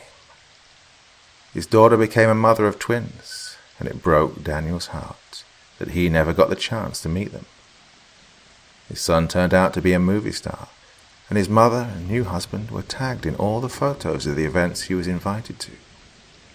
Daniel was never invited to any of them, and it slowly stopped being okay. His ex-wife was getting happier and happier, whilst he was getting more and more miserable. And then his mother died. Partially, it was a relief, because his unemployment check stopped covering both the living expenses and his much-needed alcohol supply. Now that his mother was gone, his parents' house was all his, so money for rent wasn't needed anymore. He went back to his roots, with the priciest 3 things he still owned: an Armani jacket with torn-up sleeves, a tablet he stole from a cafe while its owner was in the bathroom, and a beat-up Volvo he got as a gift from his 80-year-old neighbor out of pity. Daniel's life was as shitty as could be, and it all came flashing back to him as soon as the shield that passed by the passenger window announced him that he had just entered his childhood hometown. Daniel cried and cried until his shirt was wet at the chest. His life turned to shit, and he knew it. He knew. Karma isn't always a bitch to those who deserve it, but to whomever she fancies. Apparently, he was one of her favorites because after his dad died, Daniel took blow after blow, while his cheating wife took blessing after blessing. Daniel shut his brain off long before seeing the bridge. It had been remade. It was wider and looked more stable than before, but Daniel was too engrossed in the task at hand to notice it. He stopped the engine of his shitty car as soon as he reached the pathway. The wild roses denied passage to anything broader than 20 inches, but Daniel paid them no mind whatsoever. He wouldn't have been able to even say what color they were. He entered the yard, the house getting bigger and more menacing with every step he took. The roses got suspicious. They began to hiss and slowly follow Daniel to the main door of the house, inquiring what his business was. Daniel knocked 4 times. The strength of his determination reverberated in the entire house. The roses hissed louder this time, letting Daniel know that he wasn't welcome and they would attack if he made a wrong move. But Daniel didn't care. He was here to report a bully. Someone opened the door just slightly, and Daniel recognized a dark-colored iris, even though the skin surrounding it was wrinkled and old. It was the naive girl who used to be something of a friend to him once. She was the grandmother now, which meant it was her rightful turn to yield the scissors. Daniel remembered that much from their brief yet eventful encounter. Her name wasn't Clotho anymore. No, Clotho was now the name of her granddaughter. And speaking of her granddaughter, she had just squeezed her little blonde head by Granny's leg to take a look at the visitor. "What do you want?" Her voice was just as venomous as the hissing behind him. "I need your help." "And why would I help you?" The roses were getting louder. It was a gamble, and Daniel knew it. One inappropriate word from him, and he'd become fertilizer. Because that's what friends are for. They stared at each other for a couple of seconds. Daniel didn't even flinch, and neither did Atropos. She looked him deep in the eye and read every single sorrow that weighed him down. A desperate man stood before her. Atropos smiled. She would never have admitted it, but she was very happy to see him after all those years. The grandmother stepped aside and, for the first time in the history of the creepy house on Boona Street, the front door was wide open for a welcome guest. "Come in, Danny. Come in and tell me all about it."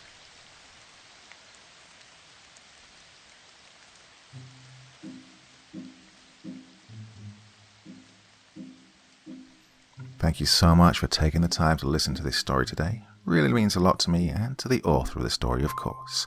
Well, if you want to know more about me, I'm pretty much everywhere on social media. You can find me on Facebook, Twitter, Instagram. You can download my music on SoundCloud. I've got a Patreon if you feel like throwing me $1 or $2. Very much appreciated. And of course, on Reddit, I have a place where you can leave stories if you want me to read one that you've written. Well, hoping to see you all again very soon. Till then, sweet dreams. Bye-bye.